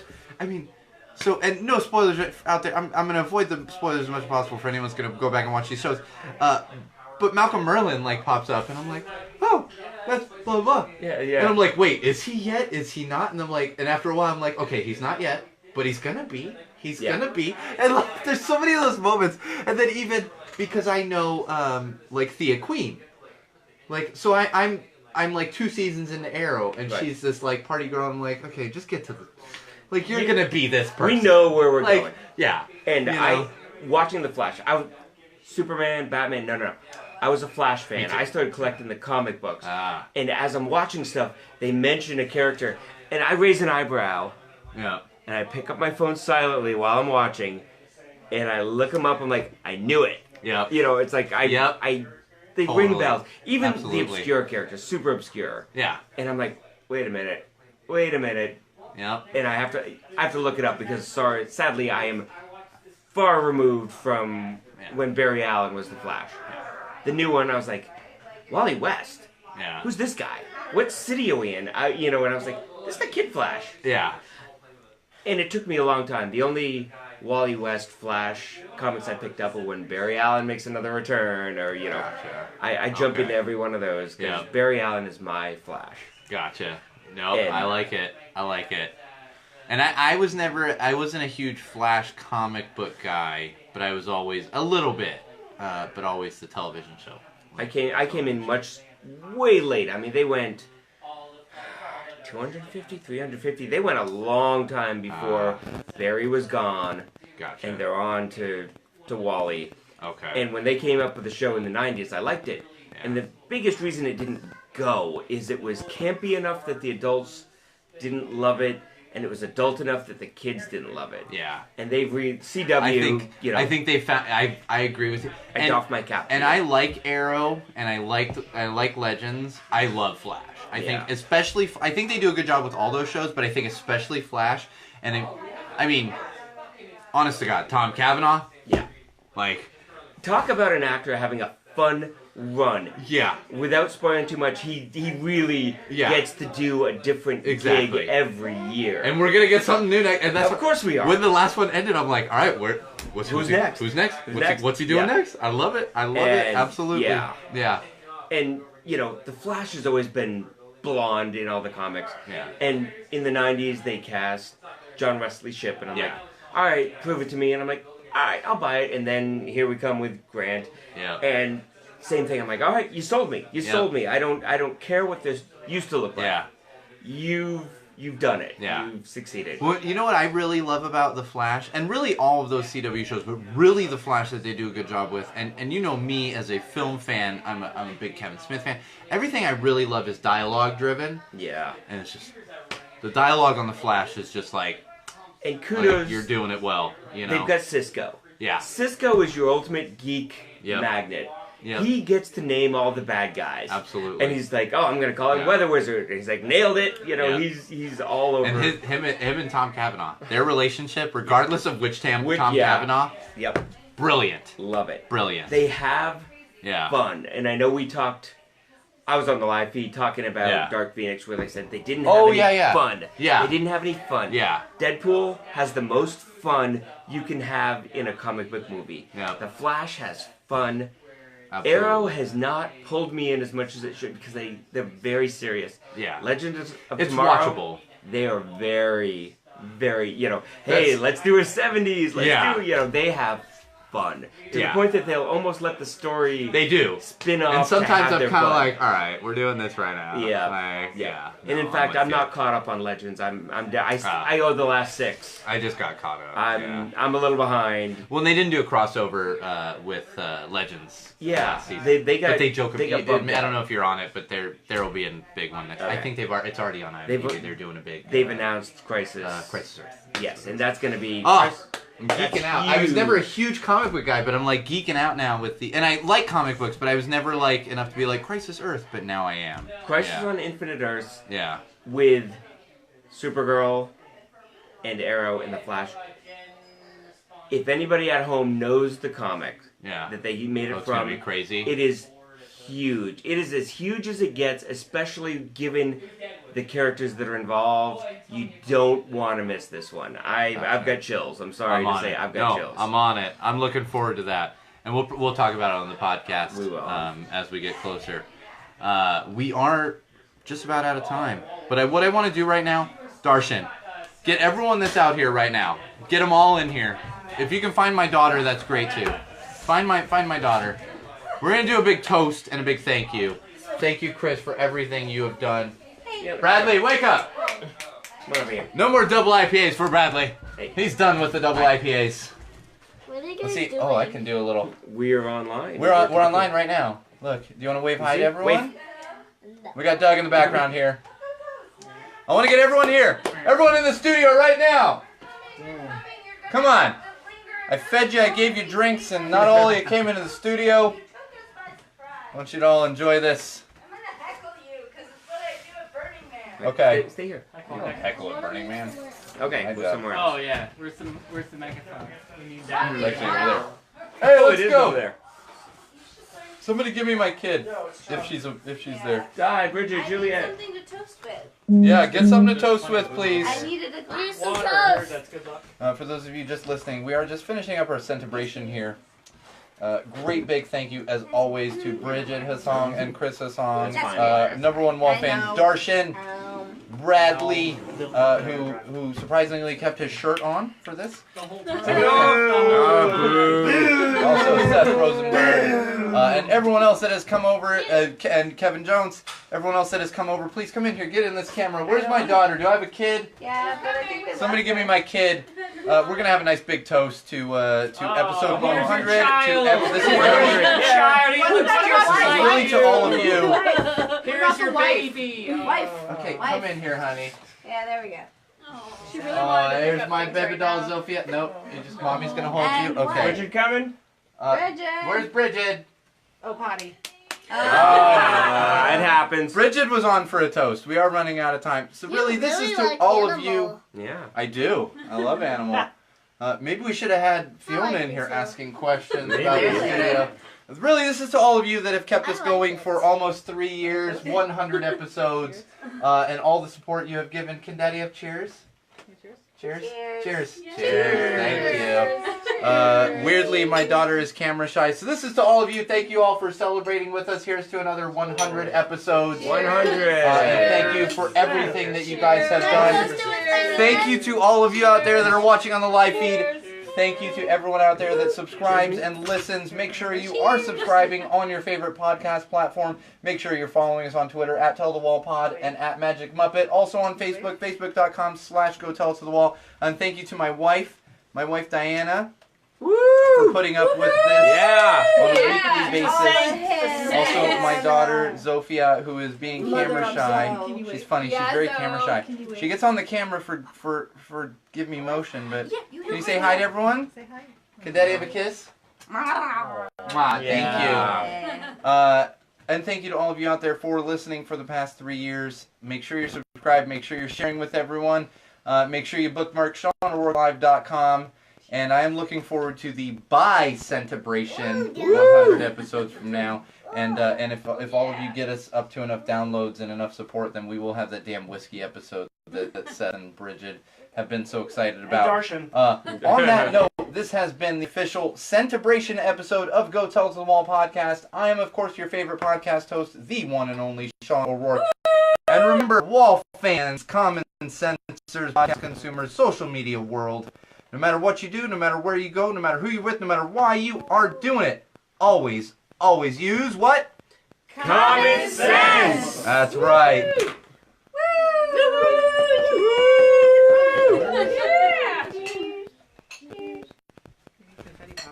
I know. All right, thanks everyone for joining. This will be up on YouTube for those of you that are just catching the end of it. Hi, Mom. Love you. Thank you for everything. Thank you for making me the ridiculous person that I am today that can kind of get people to listen to me talk to a wall. That's owed very much to you. We will be back with, what episode are we? Episode 102 next week. Until then, if you've got any complaints, remember, you can go tell them to a wall. Point to the wall, guys. Very nice.